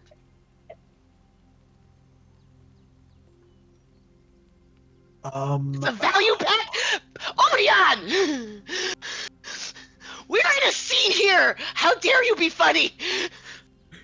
I did it in the chat so it wouldn't ruin the moment. So funny. No, it's so good.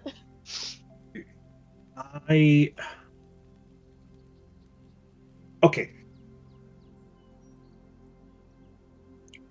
I would like to reach out. Does Manovel, again I asked, does Manovel look like an elephant right now? In front of you guys, when the doors are closed, he does take off the disguise. You guys have told him that he's able to do that in front of you guys, so he's trying to be more comfortable in doing that. So I'm going to reach out, making it very clear, like, I'm going to put my hand on your hand now, if that's okay with you. I'll take his hand, and I'm going to cast.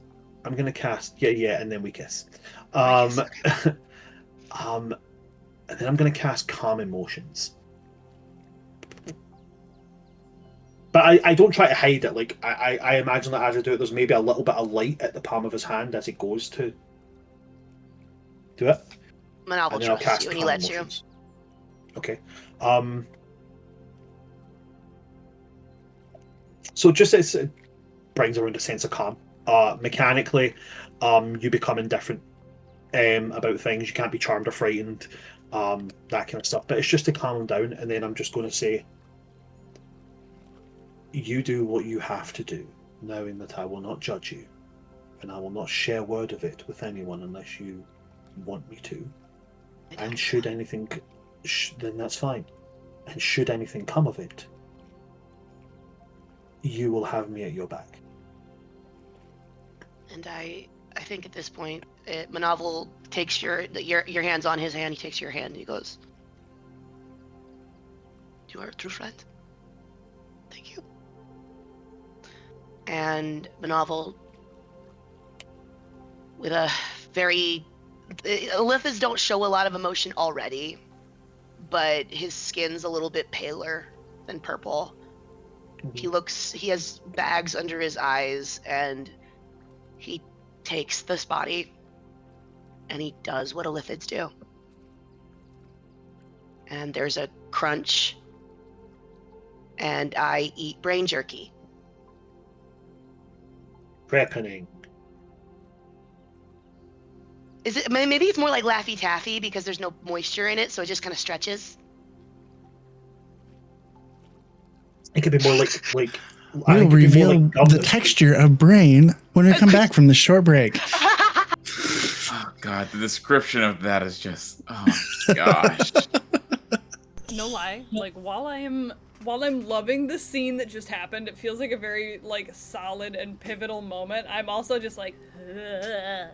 This is right. the first time I've gotten to roleplay Manavel turning into the monster.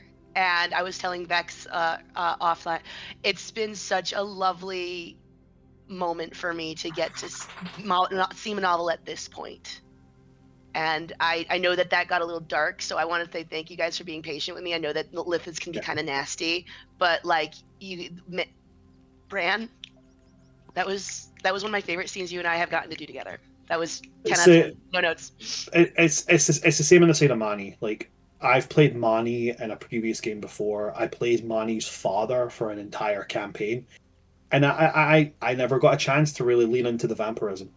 So, yeah, it ain't pleasant, but you know, monsters do exist, and sometimes they just got to do what they got to do. So I was absolutely thrilled with being able to open that scene up. And again, thank you to the players, to the DM, and to the audience for being patient with it and allowing us to venture into the darker side of our characters that we've never got to I do like before. getting to. I like that we got to do it together. That's the thing. Is it wasn't honestly- just one player Yeah. being the monsters too at the It same makes time. me think of the scene from like the early 2000s version of Van Helsing where he's confronting Frankenstein and he's like, "But you're a monster," and he's like, "Who's the monster here? I'm living my life. I'm doing what I need to, and you're trying to kill me. Which one of us is the monster?" And it's like, ugh.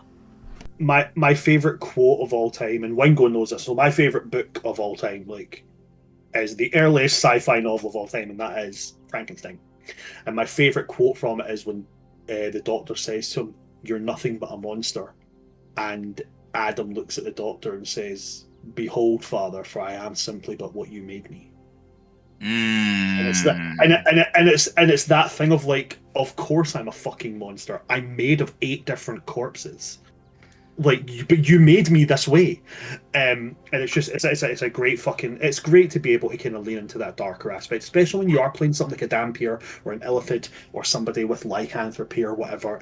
It's good to be able to lean into the darker side. I'm so glad we got to set that up. I like that it happened at the same time. It really feels really Hell good. yes. So thank you guys so much. I need to go pee. All right, so in roughly 10 minutes, we'll be back from Wingle and their walnut bladder. So give us until whatever the 50 mark is for your time zone, guys. We will be right back.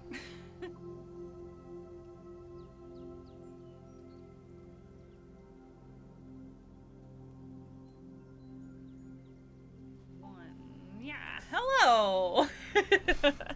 Welcome back, guys.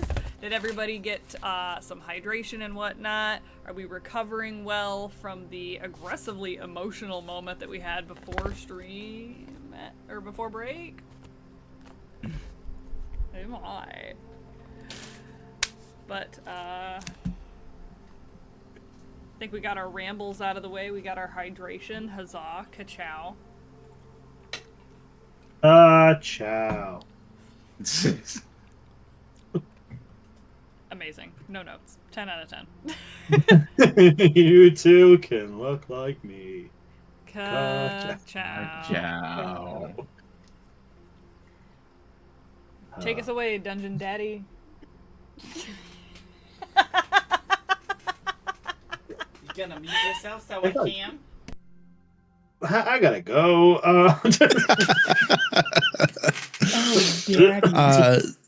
Right, so where we left off with the lovely Elithid novel being like, hey, I'm gonna go ahead and I'm gonna bite the brain now. I believe it is now the expectation that me and my medical knowledge needs to shine and inform everybody of what a just drained brain texture quality is and what the texture profile is.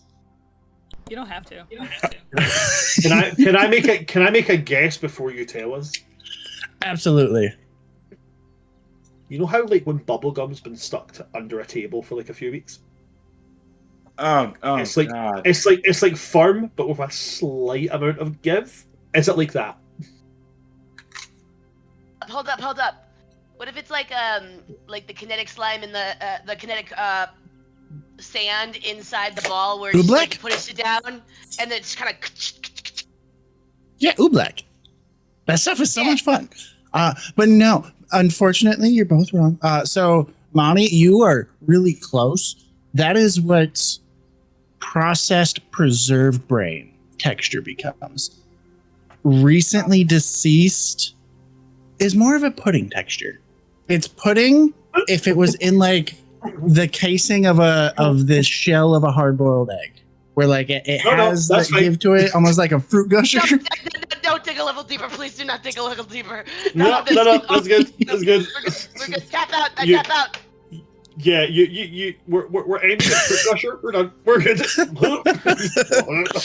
Go on. So there's y'all's medical fact that you haven't had for several months since I moved away from the medical field. Why is Vex doing the Mr. Burns like, this information can be used? This is my like I'm so deeply concerned face, just like Oh my god. All I've got in my head now is forbidden that's my pudding cups. person. That's my person right Yep. there. I get to go to sleep next to him tonight with that knowledge in my brain, which is neither one of those textures because it's fully functioning. My dungeon master, my brother. Before Vex falls asleep, I just need you to the slight snore, and then you just say,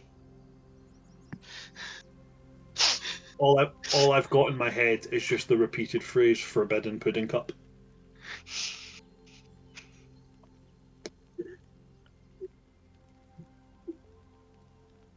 Oh, well, this just got uncomfy. I'm gonna Just a tad, but you know. To quote my dad, well, enough's enough. No.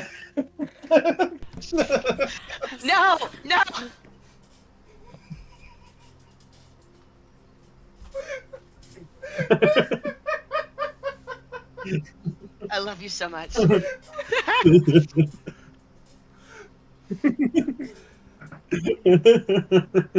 I feel like this scene fades to black. No, at this point. this man.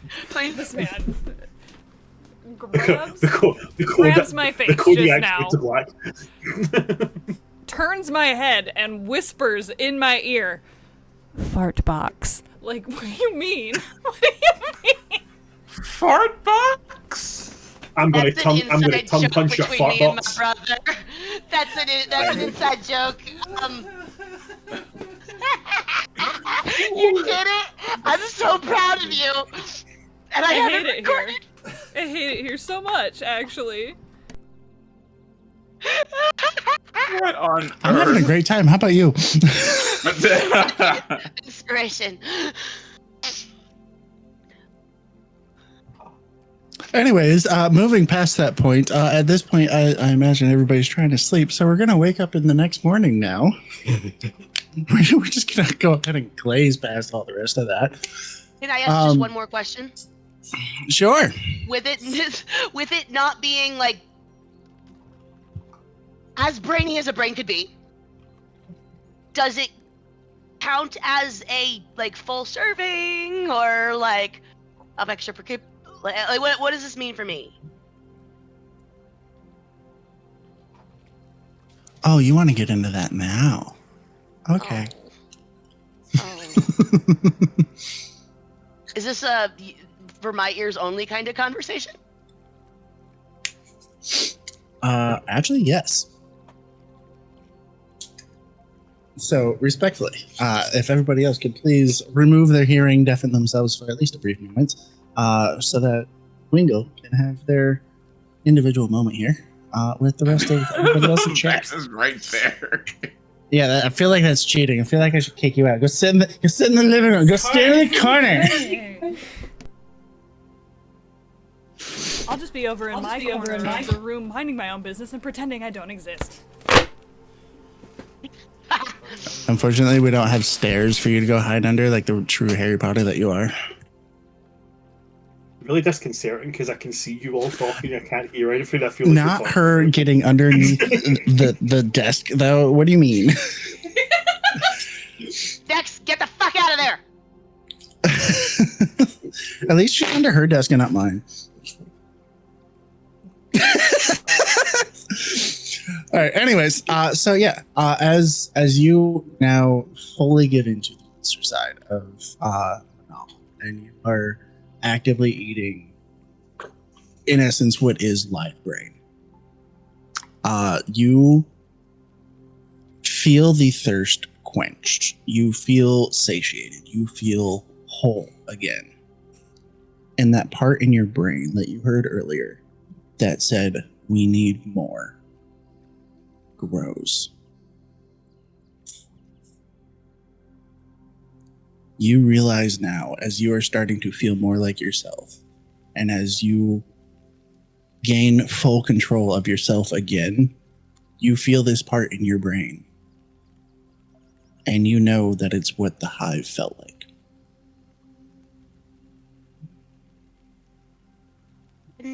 Fantastic.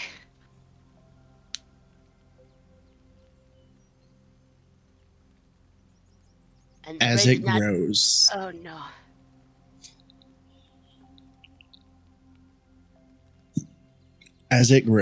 and as you come to this realization of what has just happened, you feel a pull. You feel as though you're being summoned somewhere to the northeast up the coast. To answer that call is up to you, as you still have full control of yourself.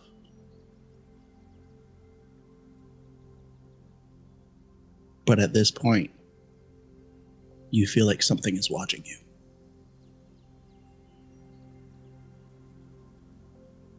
And that's not good. That is not good. That is not good. I am scared.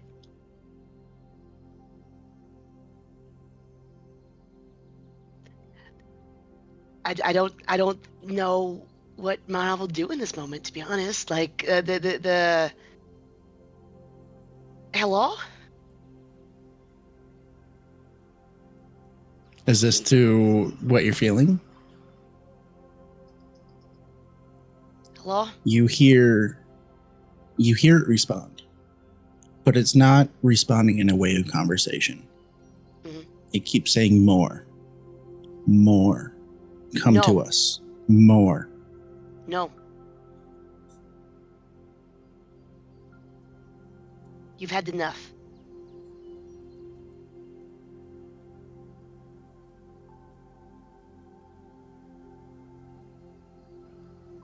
More. We are No. one.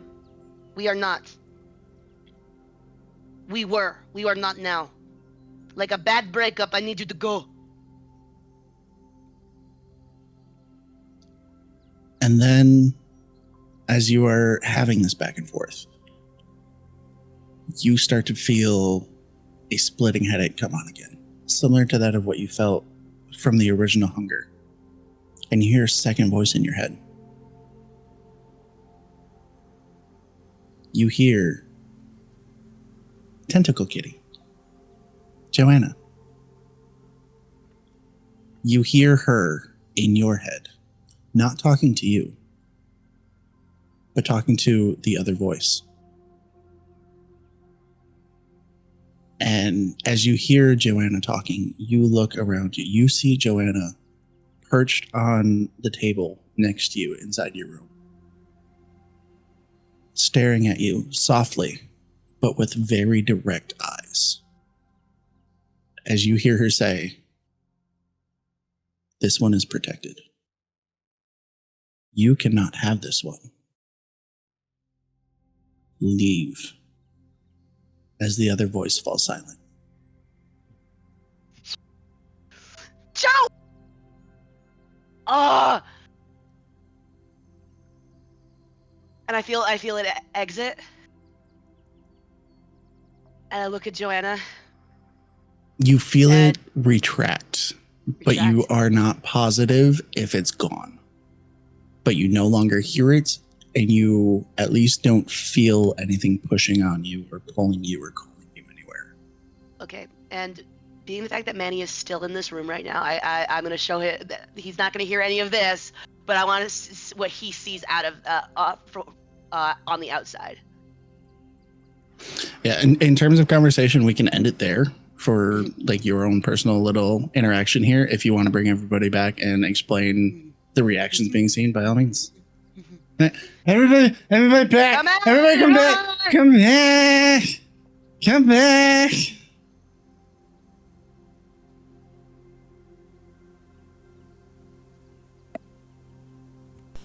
Everybody Are going we on come back? Yep. Wait, hold on. It would actually help if I Put my headphones back in.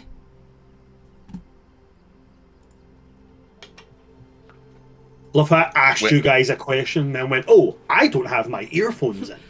Let me That ask the would be question that I have no helpful. way of knowing the answer to. Real fun. I was like, "Hey guys, do we come back now?" And then you guys started talking. And I was like, "Why can't I hear you?" Am I muted? Winkle's faces during the whole thing was amazing. Like, I always have my headphones, like, down around my neck so that I can't actually hear stuff. But when people scream during their shit, I'm like, oh, I don't know what's going on, but hopefully it's good. That's not fair. I scream at everything. I'm a very I know. excitable person. Funny enough, I was thinking about that before we went on today, about how, especially in the last couple of weeks, like, every nat 20 that I've gotten, I feel like I've blown out somebody's eardrums with. Just like that type of shit. But anyways, yeah. So, Manavel crunches on the skull, and Mani, what you see is Manavel, the dilation comes back. And he starts shaking again, and speaking out loud, you hear, no, no, no. You can't, no. You're like a bad breakup. You need to go. And then Joanna sits on the table making direct eye contact with Manavel, and you see his eyes come back after about 30 seconds. And Manavel comes back. I mean, if you want me to leave, I'd be happy to do so. Sorry, no, we have a problem. Oh. There are Alithids on this plane, on this continent to the northeast. They I ate, and they connected with me, and Joanna saved me, said I was protected. But they were calling me to the northeast. I know this. And if they are on this planet, we have big problem.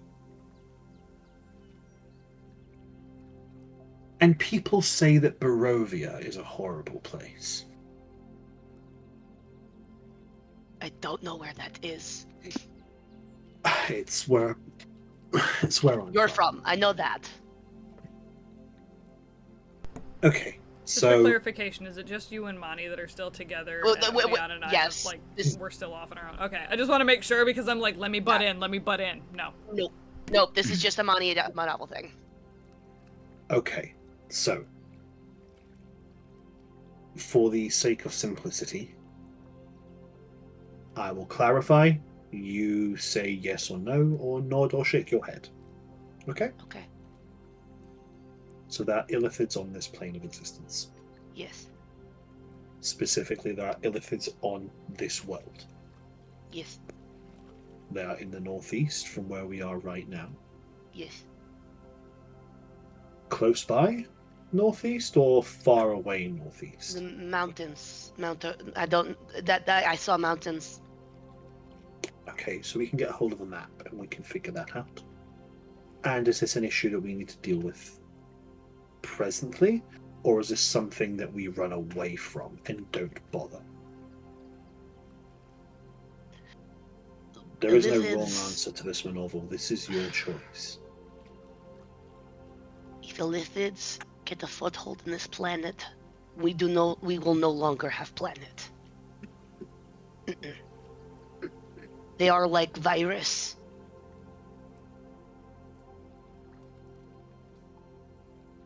They ruin people.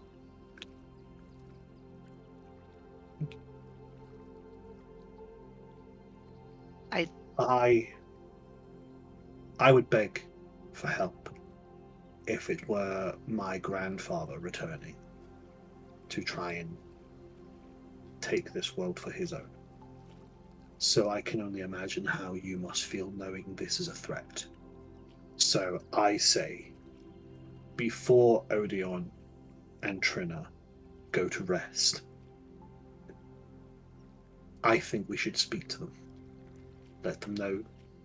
Maybe not the part about the feeding and such. As you've said, you're not comfortable with that. How about we dispose of our... And I just kind of gesture to the body. Let's talk to them in the morning. They deserve to rest. We were all exhausted. We'll have team meeting, but you and I need to make sure we dispose of this. I can deal with that. You let me worry about that. Okay. I don't have to sleep, so... I do. I'm very tired. Thank you. Good night, Manny. Then sleep. And I'm going to pick up the body and the broken pieces of the body. I prestidigitate the body and the floor. I'm going to cast Shatter on the body. It pops like balloon. This just I took don't such a need to weird turn. climb. I don't need to climb out of places. I can just walk on walls. So I'm just going to go rooftop to rooftop until I get to the edge of the... Until I get to the edge of the town. Then,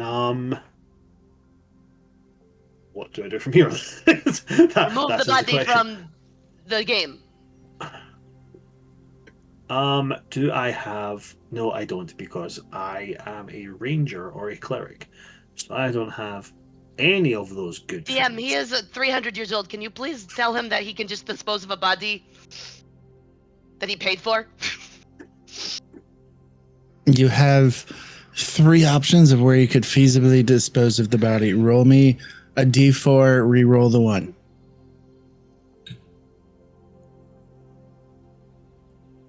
Before I roll this, question. Can I snag a shovel on my journeys?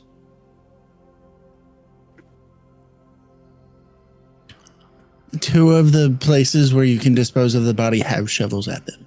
The third one, a shovel will not help you. 2. Awesome. You go to the stone quarry that's to the northwest of town, right on the edge of town. Stone quarry. And that is Okay. where you dispose of said body. Yep. I got the stone quarry. I will go to the top of it, and then I will just piece of skull, drop, piece of skull, drop, hold by ankles, position, drop, splitoosh, Good enough. splitoosh. And we I will fade return- the black, please. And we fade the black.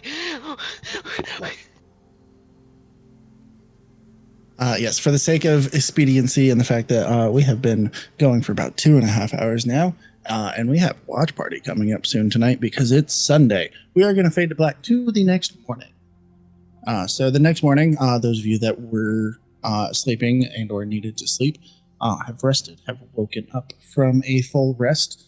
However, due to the stipulations of that to which we were under when going to sleep, as each of you wakes up, Monty, you included, because obviously you still get your rest, you just aren't sleeping.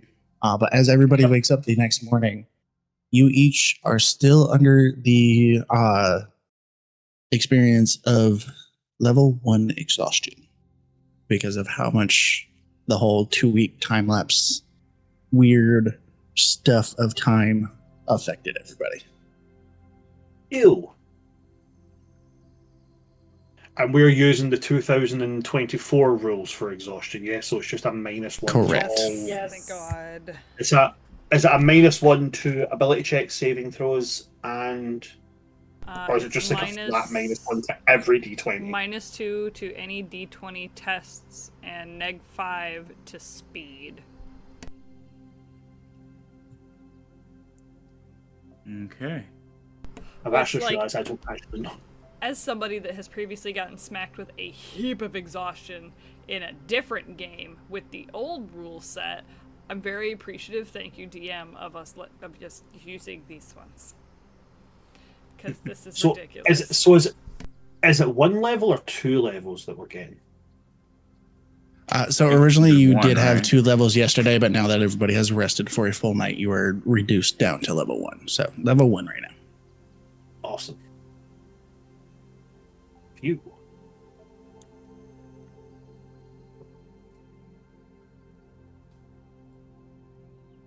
Okay, damn.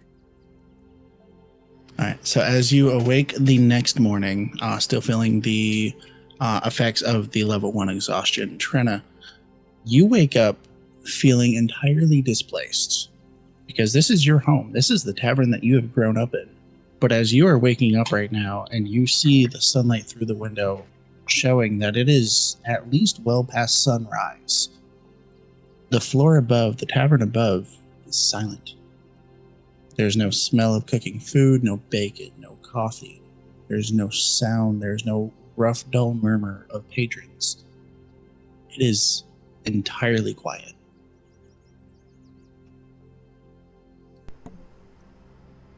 It kind of comes with that sense of, like, very unease. Like, recognizing that her mom said last night, like, hey, we're shut down for the night. And that semi-worry of, like, did she shut it down all day today, too? So she's gonna kind of get up and, like, be a little cautious of, like, if her mom is still downstairs or not, which would also be unusual. And if she's not downstairs after she gets ready, she's just gonna kind of make her way up to the main floor of the bar. Okay, so getting up, moving around to try and figure out what exactly is going on and who may or may not be in certain places. You do find Ren, and only Ren, on the main floor of the tavern, sitting by herself at the bar with a steaming cup of something in front of her.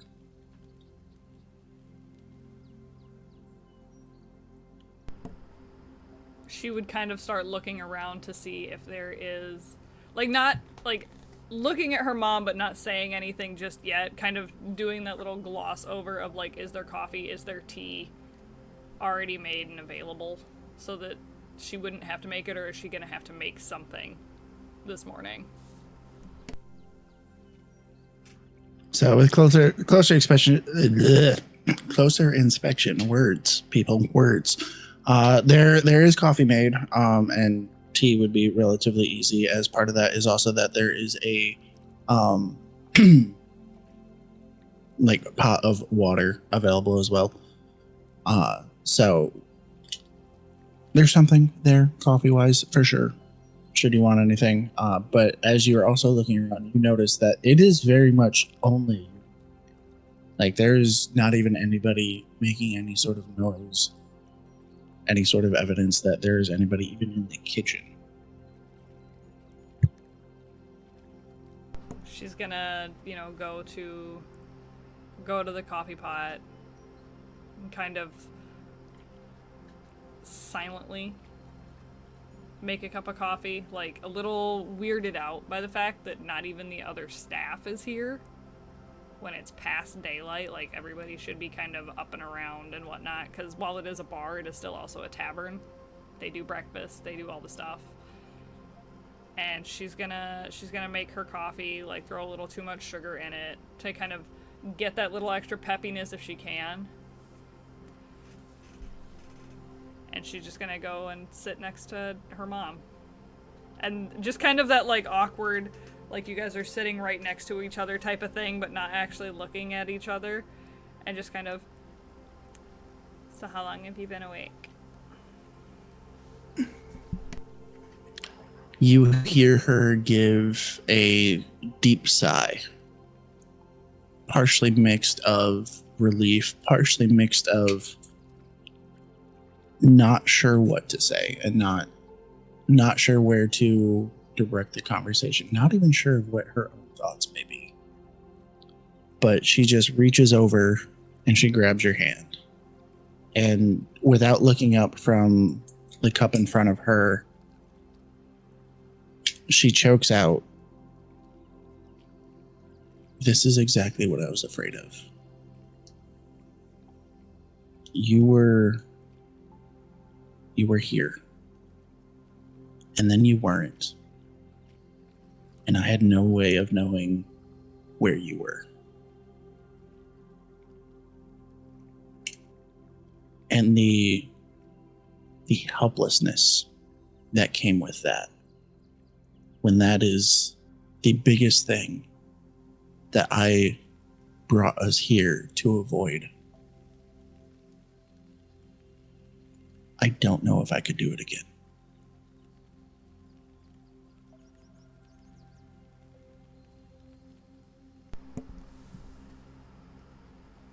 It was definitely unexpected, especially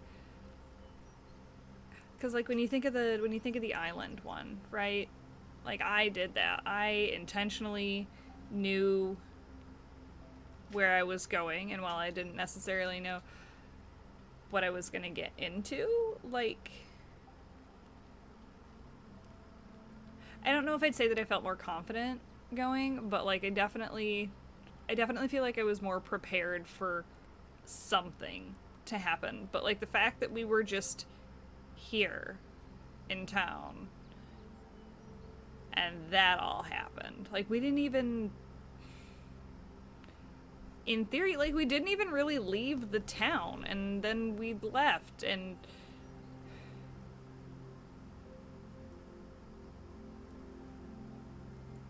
it really caught me off guard. But in a weird way, it also feels good to finally have one of my own stories, you know? And I'm sure that it didn't feel good, especially because I'm all you got. And you're kind of all I got. But it felt really cool to be able to come home and tell you one of my stories instead of having to listen to yours all the time. Didn't exactly fight a demon, but I got to square up with one. And she's gonna kind of, like, do that half-hearted giggle, but then just look straight back down into her coffee of, like, why did I say that?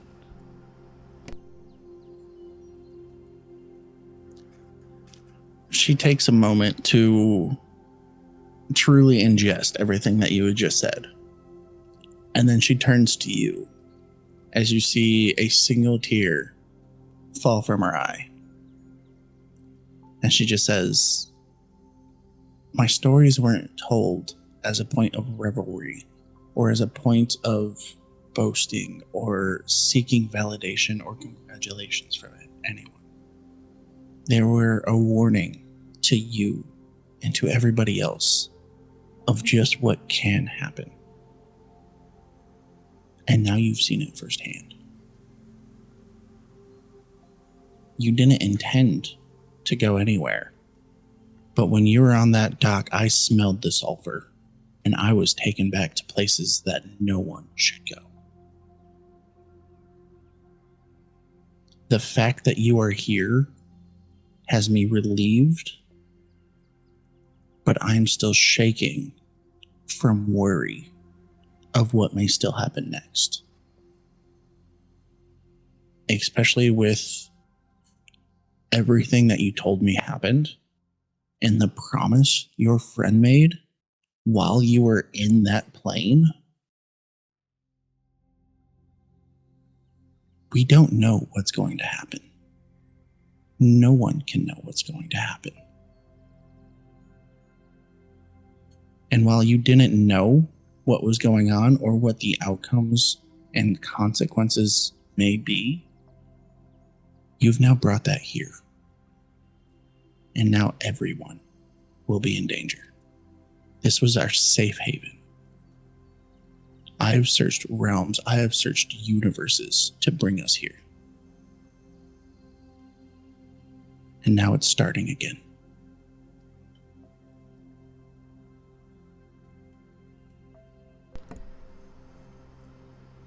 So how do you take something like this and just move it somewhere else? I mean,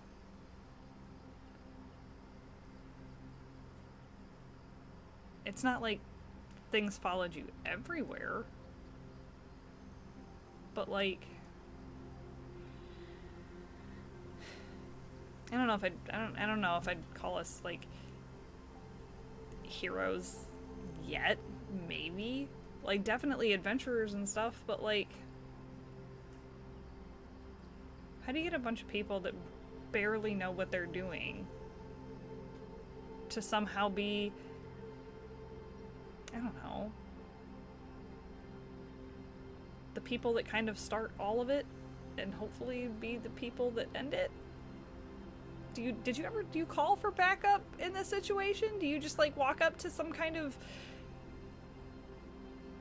I don't know, general guy king person and just kind of be like, hey, this is happening in this town, like,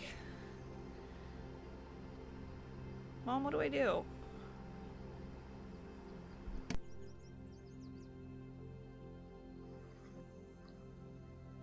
That's not an easy question to answer. Especially because we don't know what's going to happen next. Heroes are named as such, some out of bravery, because they answered a call when others that were in need needed a savior. Some out of foolishness, because they happened to be in the right place at the wrong time and somehow came out the other end. And then others that create it. They cause their own problems and then fix it.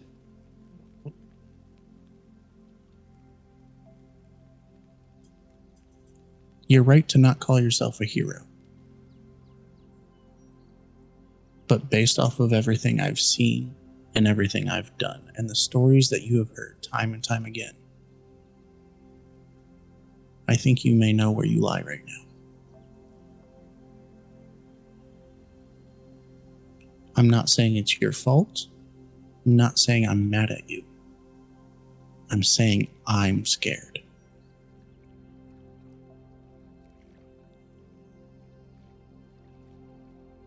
And there's gonna be this, like, both a mixture of, like, nervous and disbelief, kind of, like, hiding a laughter. As she just kind of looks at her mom and is like, you could have easily just taken out a couple of hellhounds, and then this wouldn't have happened, or...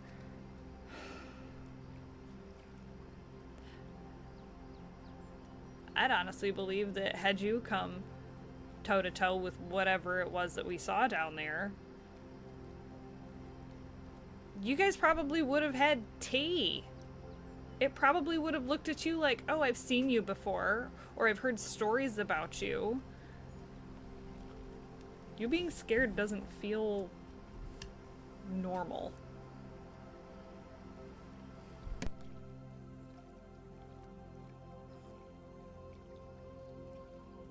Because it's not. You smelled of sulfur. That wasn't from being around hellhounds on this plane. That was from wherever you went through that portal. She looks at you very sternly with piercing eyes. What did you see on the other side of that portal? Just so that I get it right, it was kind of just like a big, like, empty expanse of, like, nothingness and burning. There was, like, little volcanic eruptions and whatnot, correct? There was, like, a river of lava kind of thing. Half-ish, right? So, more specifically / slightly above table, you were in the leftover battlefield of a plane of Avernus. And off in the distance was the more or less castle, whatever, of the culmination of every plane, every ring, every whatever you want to call it. The main war chamber of every single in command demon, fiend, what have you, of the Nine Hells. You and where the portal brought you in at, and the gate that you saw going over the river of lava, is what was the barracks ground where the armies of the Nine Hells had originally quartered together and camped together before they had attempted to take over another plane. You, not knowing all of that, had seen the dead bodies. You had seen the charred remains. You had seen the gate itself, which was locked, as well as the encounters that you had with the creatures. Oh, my bad. I thought I was muted. So you had seen all of the creatures from within the Nine Hells, including the absolutely monstrous skeleton that was walking across the expanse of near emptiness, standing at 80 plus feet tall and brandishing a massive fireball in its palm as it was walking towards you. So she does kind of give that explanation to her mom, but not, like, obviously quite as detailed. It was just kind of like, well, there was this guy and then this, and then he was kind of like holding up a little fireball thing as he walked towards us, and then Manny kind of talked him down, kind of giving a little bit of a description of how he actually looked. Does it sound like anybody you know?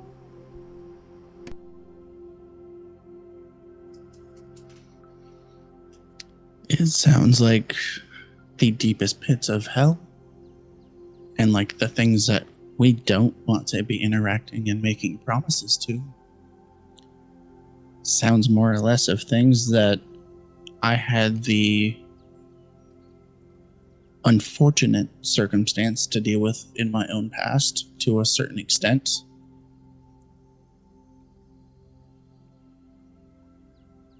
Though when I had those encounters, I was a bit more experienced.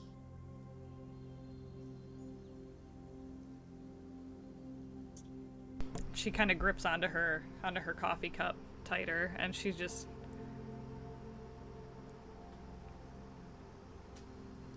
Then I guess I better get experienced.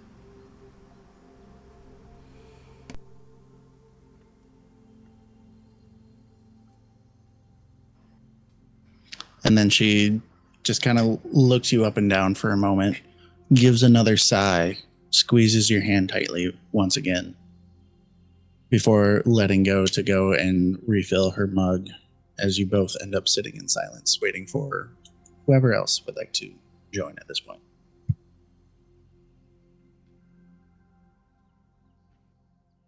Odion will slowly stumble his way into the room. Morning. We made coffee and we made tea. Depending on what you want. If you want, I can go get it for you. That would be great. Tea, coffee, water, orange juice. Do you drink beer first thing in the morning? Is that a thing? I'm sure it is. Of course it's a thing. I work here. It is a thing, but I think I should hold off on the beer until tonight at least. I will take the water and the coffee and the orange juice. Ooh, a hydrated bitch. We love her.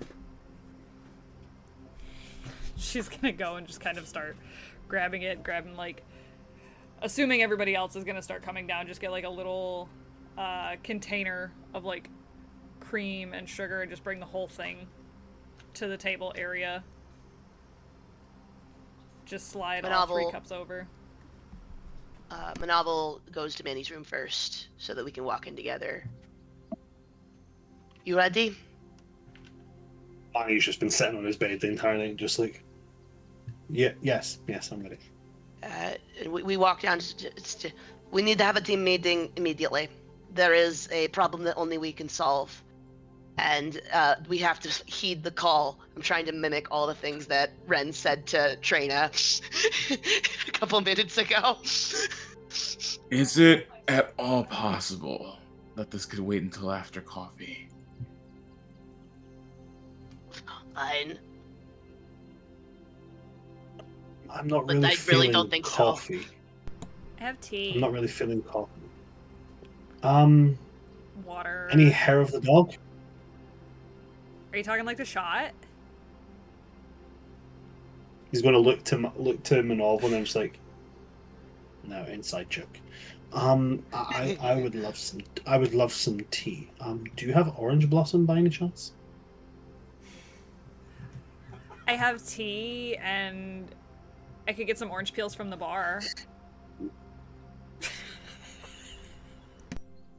Tea will be fine. Thank you. I would like a hot cocoa with extra whipped cream, please.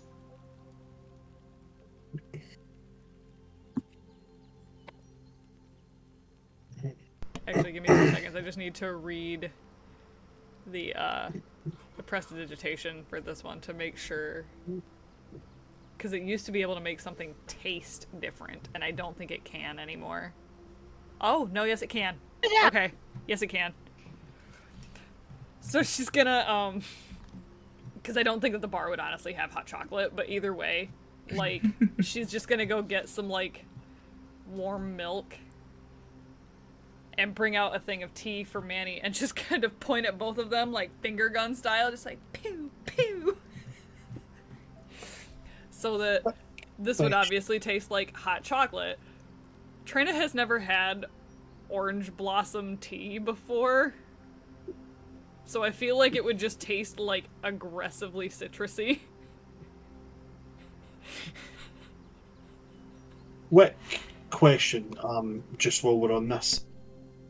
Do clerics swap spells when we level up now, or do we still swap them? Clerics have always been a prepared Yep, class. you're always been a prepared class, my guy. You can swap them out whenever. The only one that changed was bards, and bards changed into prepared casters. Sweet. Okay, that I just wanted to double check that. Yo, let me explain to you how dope it is that I don't have to pick spells anymore. This is awesome. I am trying to tell you guys about the very bad situation. You guys are being very nonchalant about it. Alright. He just grabs the coffee. Like, they go to sit down, and she's just gonna kind of look at Manavel and be like, "Is it cool if my mom stays? I feel like my mom would be helpful with whatever is going on." I think that even if I wanted her to go, she wouldn't. So Looks over at her mom again, and Yeah. I'm assuming her mom is just like the peak of stoicism, just like, you know, it's so fair, actually. And I understand, and honestly, out of everyone, I will respect Ren's input on this. So, Manny, how much do I tell about last night? As much as you would like to. I am along for the ride. Manny and I had some issues with the time difference. Time zones are very tricky beans. However, we had to satiate said urges in certain ways. So fill in those blanks as you will. And I consumed the thing I was supposed to consume because I had to. And it made me aware of a situation in the northwest, northeast, near the mountains. Did you guys, like, go out and kill someone? No judgment. He was already dead when nothing. No, he was already dead when I got to him. Oh. Oh, so We you... We didn't go out and kill someone. I did. Oh. But Alright. he To was be very guilty. clear on that, he had already been sentenced to death and was due to be executed in a number of days.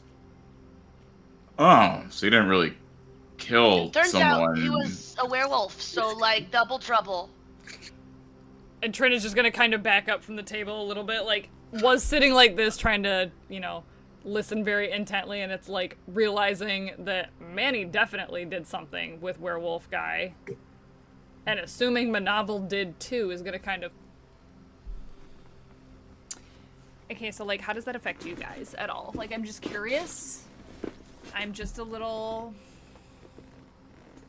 So, there's... Oh god, this would be the moment where I would love someone to dig a little deeper for me, because I will fucking roll with this, because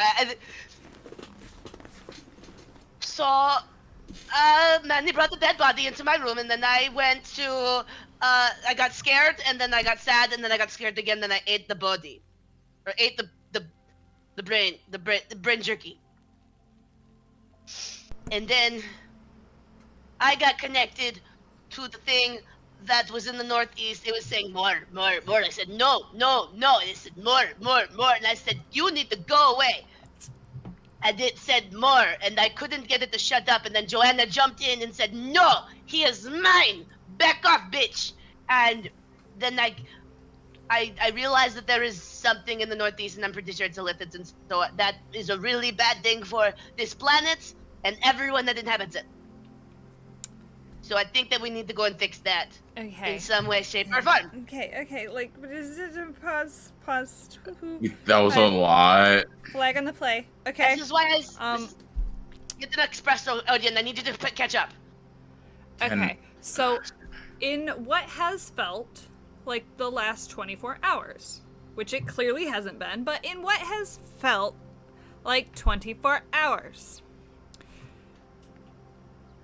we have fought hellhounds, we have been expeditiously transported to another plane of existence where there may or may not have been a demonic war, we met a man that only speaks in song lyrics, we found out that there's lichens in this small town, which really isn't that small because it's a port city, but like small town. Lichen singular. We have not confirmed that there is lichens plural. Somebody turned him. And now there's mind flares that are not you. Well, I was okay. Sorry, was that really Not blunt? here. I'm so sorry. It's okay. There's a lot. Also, to be fair, there could be multiple lichens now. We don't know how this will affect you guys. Possible lichens against the town, possible listens against the world, and whatever Manny made to deal with. Yes, that's what's on our table right now.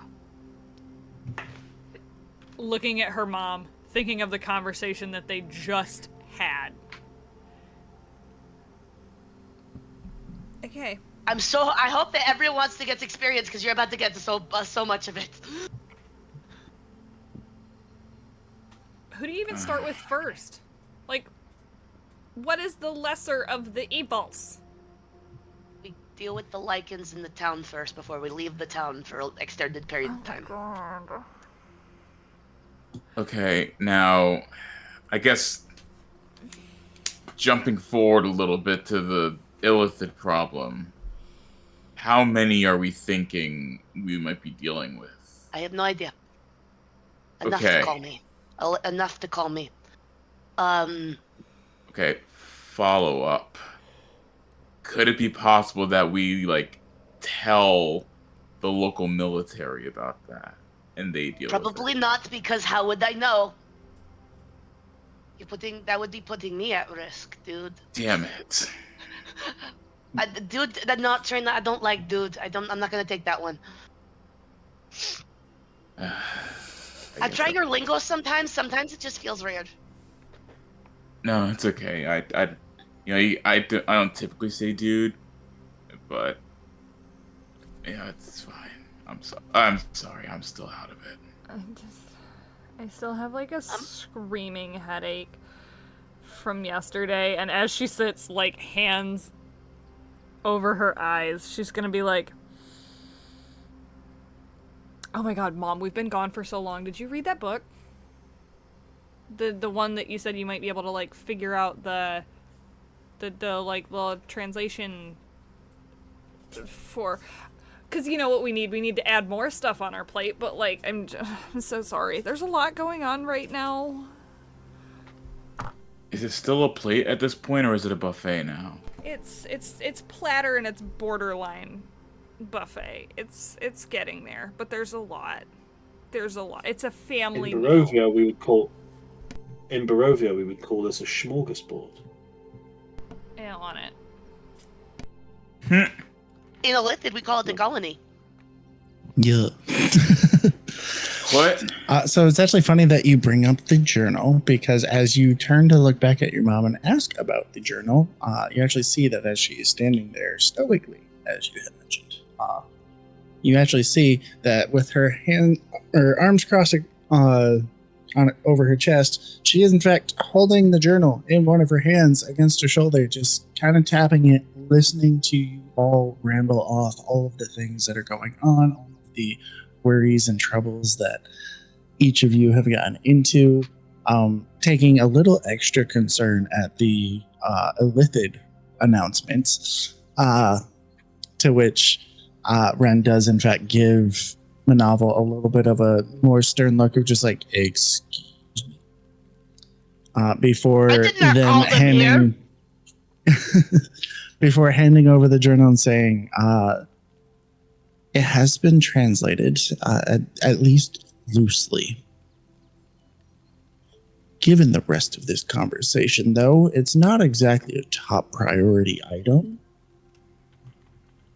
but it should still be added to your lists. Okay, but, like, is it like the smallest thing? Because, like, what if we just took out the little guy, right? We took out the smallest thing first. And we are a very new party. And we are going up against very big players. So why don't we do what we can for this town before we leave it? Before we go further. That means if we figure out if there's any werewolves, we figure out what the fuck the mayor was doing. We leave this town safe. I mean, not that I don't think that Ren cannot take care of this town, but let's take the problems off of the plate. You don't like the word dude, but you like the word fuck. Fuck is such a good word, though. It really is. Alan feel loves like- the word fuck, so It's I a always I use feel the word like- fuck. I feel like fuck is a fairly multiversal word. It fits a lot of circumstances. It could Great be, word. So diverse. It could be like a noun or an adjective. It could even be a verb. Yeah. Not like I've Mhm. ever verbed before, but you know. Oh, Like yes, side I eyes her understand. mom. To fuck. Yes, I understand. Did you just say that in front of your mother? No, I think you just said that in front I of your didn't. mother. I didn't. You did. I didn't. But it's okay. It's not. Because It's she not often understands someone what has- you meant. It's not often I see someone with the courage to discuss one's sexual activity in front of their parent. Kudos to you. That's very brave of you. I literally didn't even have time if I wanted to. It's I hate it's I really hate nice. this button so to see- fucking much. I really love seeing a mother and child so open with their relationship together that we can discuss this, especially knowing that Odion has a huge crush on Ren, which I feel like we should bring to the What? forefront right now. No.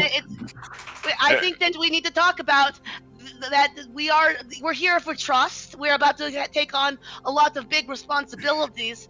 So being able to talk openly with everyone is very key. So like how Mani sat there and watched me feed last night. What? Oh, whoa, hang on. Wait. What? What? No, not in the way that you want to watch Ren feed. That's very, very No, hang on. That's No, different. No, Odion, I get your head think- out of the gutter, Odion! That is literally my mom. I think we need to understand that I I don't know have why you're getting mad at no me. such Odeon is the one that wants feeling to Like, we climb all up. understand Toward- perfectly.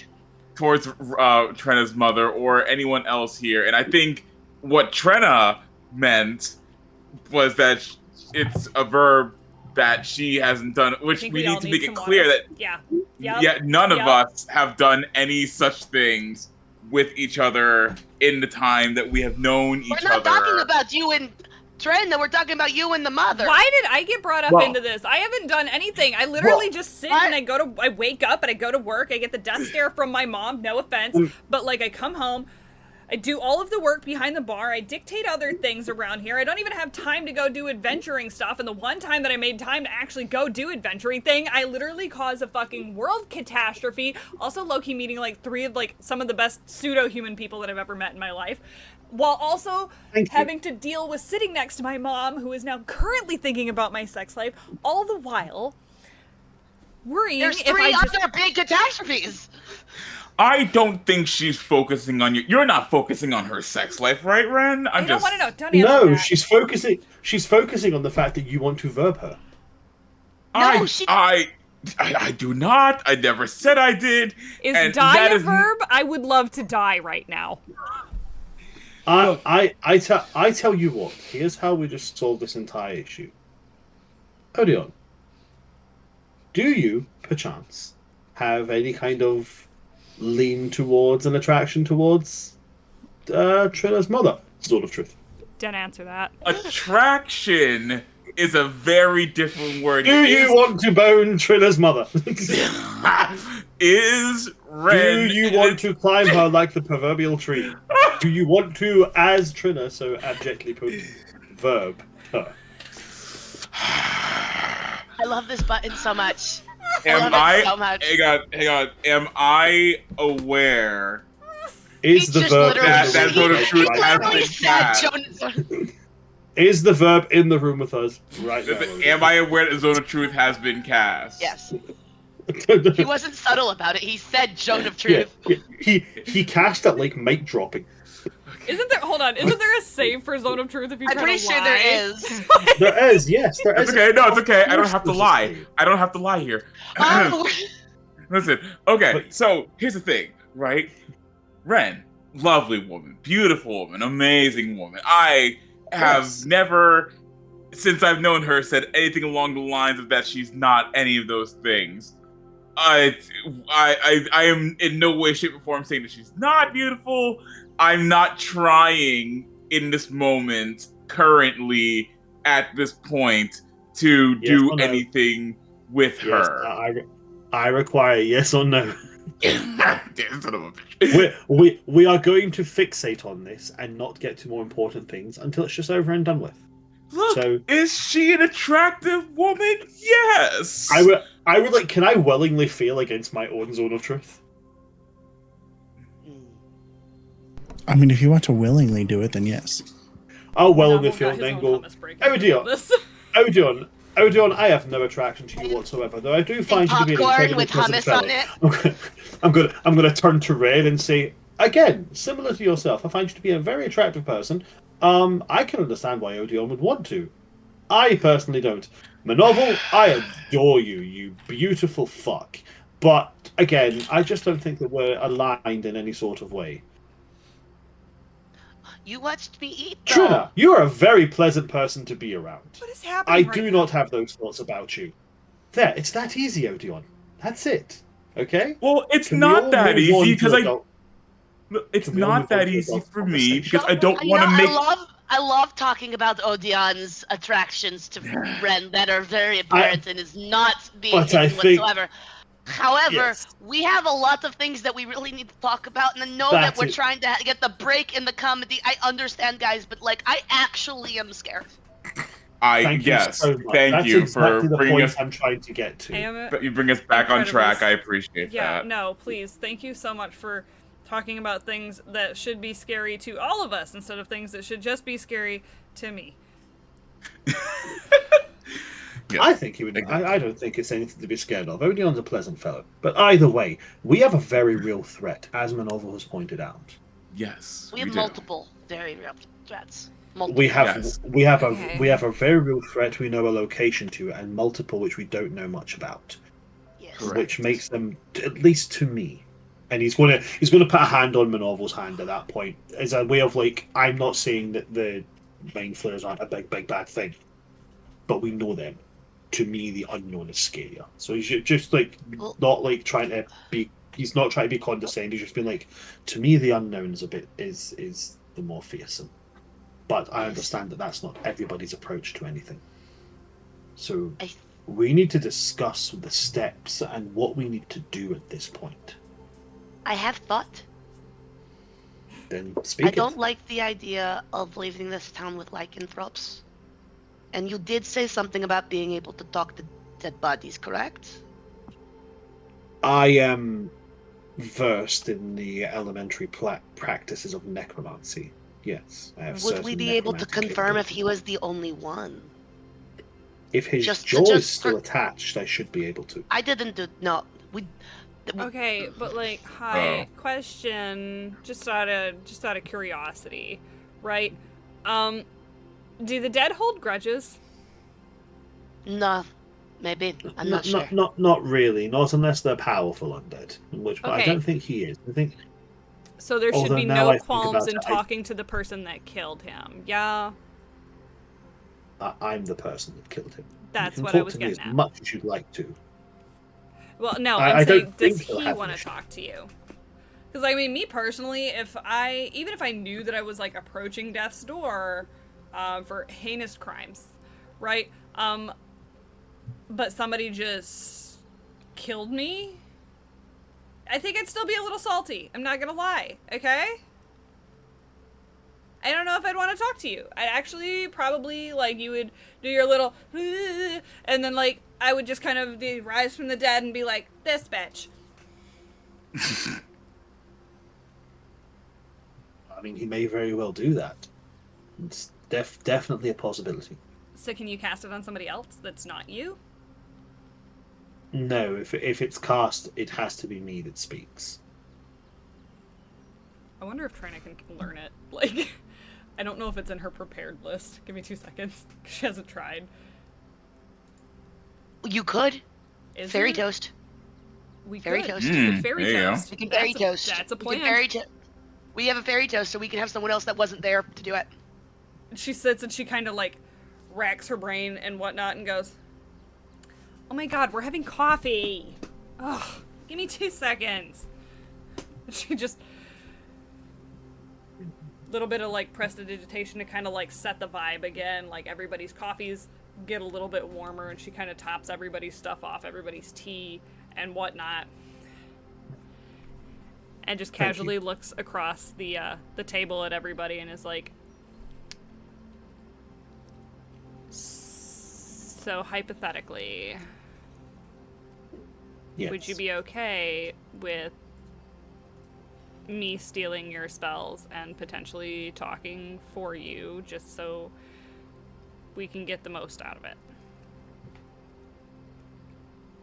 Just as like a double check-in before, you know, I kind of rope everybody else into this, because it was really cool the first time we did it.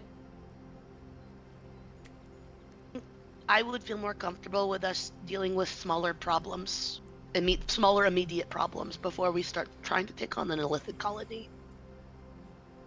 Getting more experience. And also, I kind of want to see trying to talk to a corpse. I think that kind of sounds a little. Oh my god, it's a corpse. I'm down to hear What that. did you speak with Dad? What did you think was going to happen? I know, but like when you say speak with Dad, it sounds so much cooler. It's Okay, would you like to talk to converse Dad. with a corpse? No. Oh. I mean, a corpse is dead. We also do have another issue that I've only just remembered. Oh, good. I love that for us. I don't know if you'll actually be able to converse with him. The entire time this conversation's going on, she's literally just continuing to stir her coffee as she continues to do the ritual cast for Fairy Toast. In disposing of the body, I dropped him headfirst into a stone quarry. So, one of the prerequisites to being able to cast a spell is that they have a head, or at least a jaw to speak, a mouth of some sort. Do believe he may be sans one head. Okay. When you say dropped him head first, did it I held look him by like his ankles and dropped him head first. right? But did it look like his head was damaged beyond use? Like, how far was the fall? I can go check if you would like, but it was a fairly substantial fall into a stone quarry. He bounced, is all I'm saying.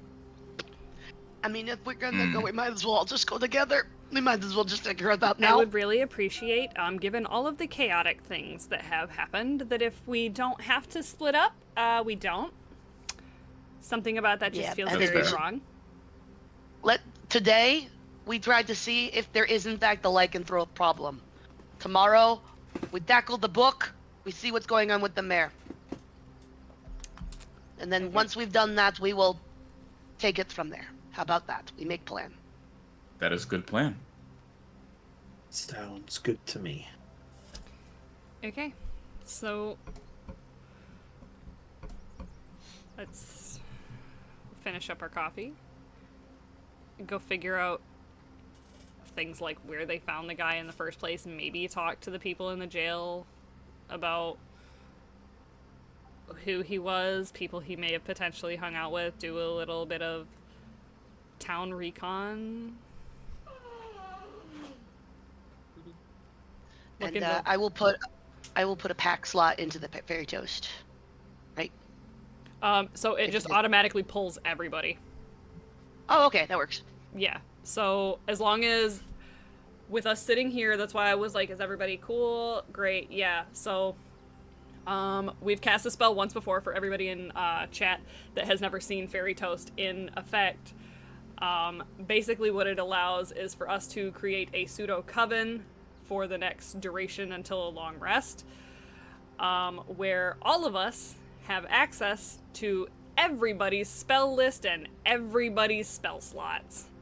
So it does get a little convoluted, but it is really nice in a pinch like this, where somebody has a spell that somebody else would like to use and would potentially use it better given the circumstances. So, everybody goes to, finish their coffees, teas, orange juices, respectively, and as you go to take that last drop, there is this sense of knowledge and acknowledgement and understanding of everybody else that is at the table. That sense that we got when we first came back here during the, hey, we did it. I feel like it would be mildly more weighed down by the gravity of circumstance this time. But I also feel like there would be this, slight sense of reassurance of, regardless of where we are, because there is no distance for Fairy Spell, it's just whoever was there at that moment being able to have all of that knowledge if we need it.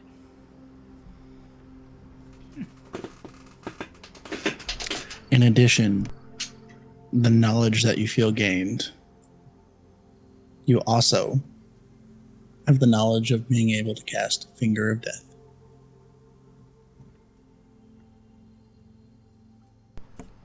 Where did that one come from? You don't just give us the nonchalant. It's like we need don't answers. like it. I just want to point out this is the third time we have done Fairy Toast. Each time you have gained an additional spell. This is the first time anyone has been like, wait, where'd that come from? I don't like it. Considering it was Odeon that officially stated it first, you and you alone can give me a roll to try to figure out what may or may not be going on. Oh boy! All right, Good what news, kind of roll you am have I doing? access to guidance. What kind of roll am I doing here? One moment, I'm looking that up real quick. I have it in my notes. I just need to go back to the actual note. Hold on.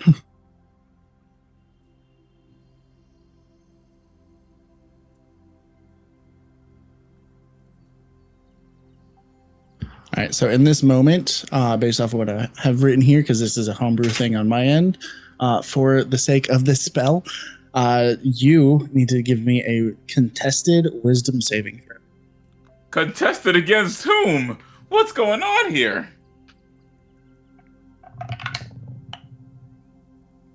Okay, 17. Not bad, not bad.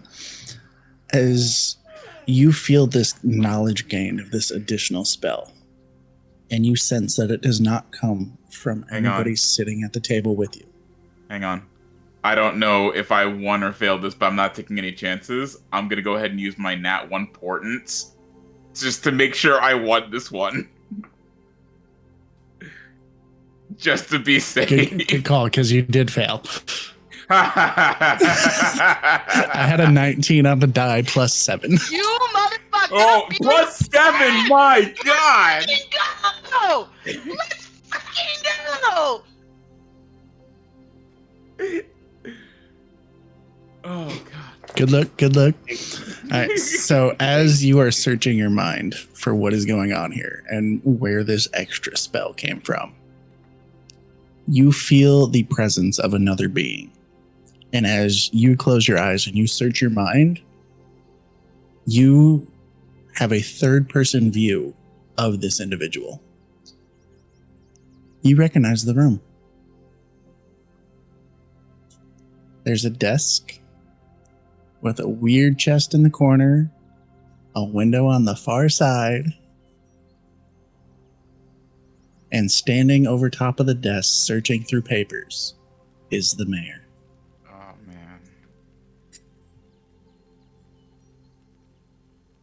Oh man. So wait. So we got access to one of the mayor's spells? Guys? Yes. I don't give us. I am pretty damn sure this belongs to the mayor. Yes, we stole it from him. No, Who are you? not the fairy toast. The spell that we all magically know. Wait, do you not know this? Do you not have knowledge of Finger of Death? What? Just me?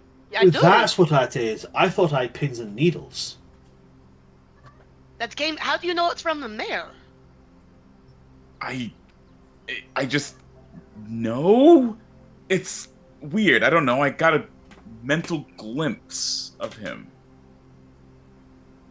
I don't. What was in that notebook, friend?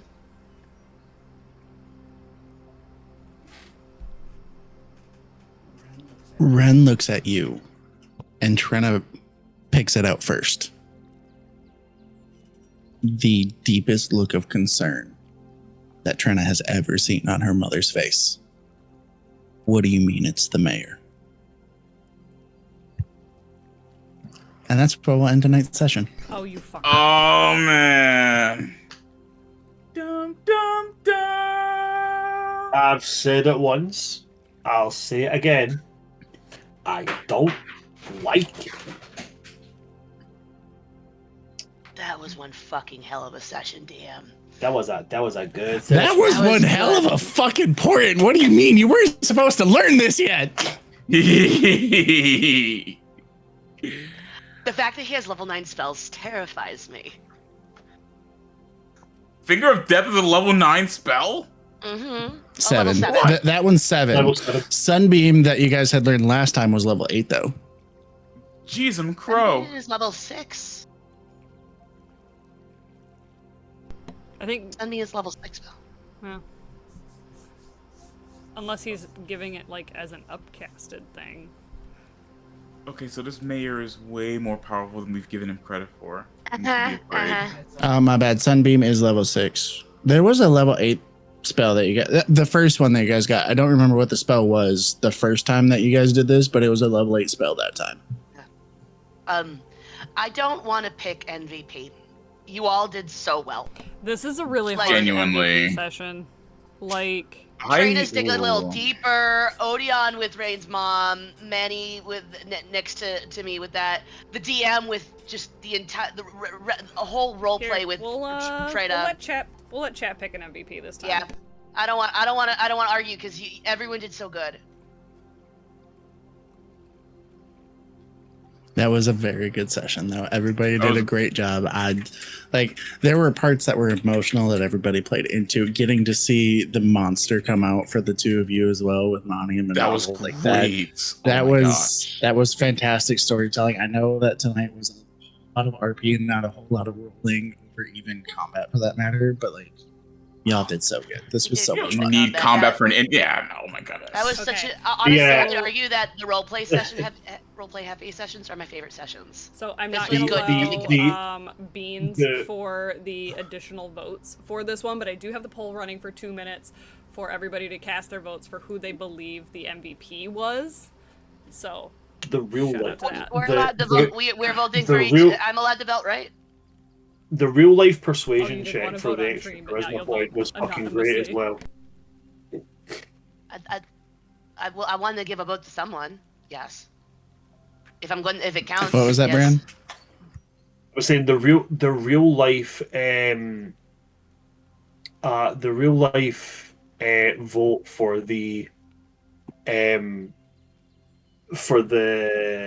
extra charisma point as well was just fucking The whole yeah, that was pretty spiel that awesome. you gave that for me, watching in real time a DM get convinced for the right reasons, because giving an extra feat, especially middle of game, is rough for any dungeon master. But because of why it was and how hard we fought for it, I do. You know what? I did vote for the DM. This is my argument for the DM getting the port in this time. Because fact of the matter is, you roll with the punches so well, and it's going to give us the opportunity, specifically Bran, to really play into something that's funny for Manny, who's an inherently serious character. So that is my argument for DM getting his first important die. I am absolutely fine with I'm absolutely. Do you know what? Yeah, I changed my vote. Yeah. I changed my vote. I'm changing my vote too. DM. Because the thing is, we all had great roleplay moments, but that can only happen if you have a good DM. Yep. Yeah. And absolutely. fact of the matter is, it's So it's wait, gonna if give that's the Manny case, because I'm looking at it right now, who did you guys vote for? Because I voted for Wing, but I would definitely be. I voted for voted for Wingle DM. as well. I voted for DM. I Wingle, well, then I would like to give my my important to the DM. I'm okay on with behalf this. of the players, because fact of the matter is, that was a beautiful thing that you did on screen with no communication ahead of time. That came out of Absolutely. nowhere, and you rolled with it beautifully. And the only reason we're able to thrive as players is when a dungeon master gives us the chance to. So yeah, no, I want you to have your important die. I'm Yeah. so terrified to know what is going to happen with this portent, though, in the DM's Oh, yeah. hands. It's Because he worth still it. has it. like- He still has an advantage from first session. He still has an advantage. So Congratulations Yeah. on your portent. oh god, is it bad? What is it? It's a 1 or a 2. 20. Oh, that's God. that one. It's a 2. A That's 2? that one. Oh boy. Yeah, that's rough. That's gonna be so. I can't wait to see you use that. It's gonna be amazing, I'm sure. So refresh my memory, just because I've slightly lost track. Portents were only for the next session, or do we get to hold on to those? We hold on to them. From what I remember, earned you your hold on to them until you use them, but you can only have one portent. And to be fair, this is your first time getting a portent, so fact of the matter is you can hold that for as long as you want.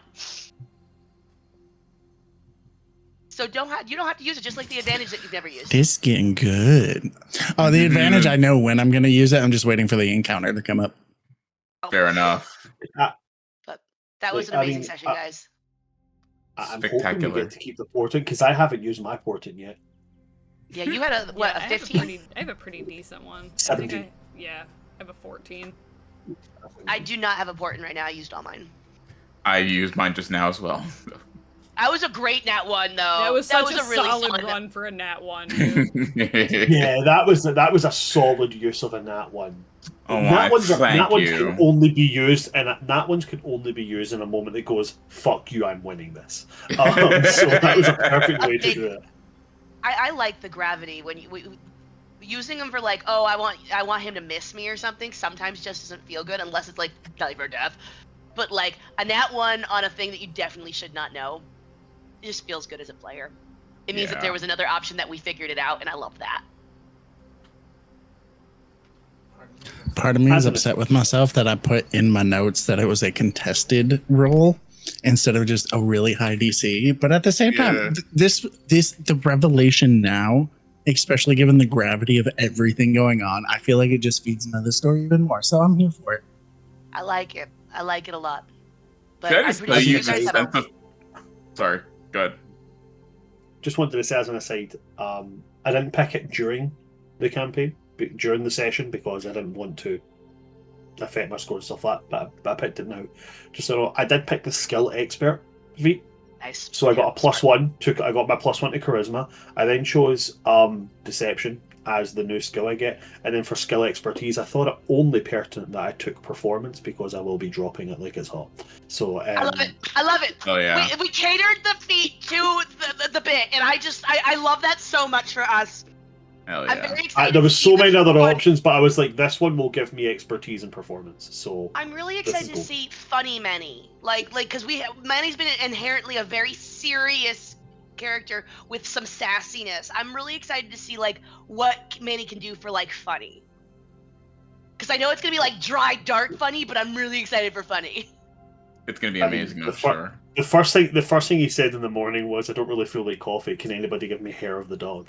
Like we're going to start leaning into that joke. There's going to be some. It's going to be some dark humor. It's going to be some. He comes from Barovia. There's no really anything exciting. I was just about to say that too. I was just like, he comes from Barovia. Of course it's dark humor. What do you mean? Ah. Alright, but I we think have... there's.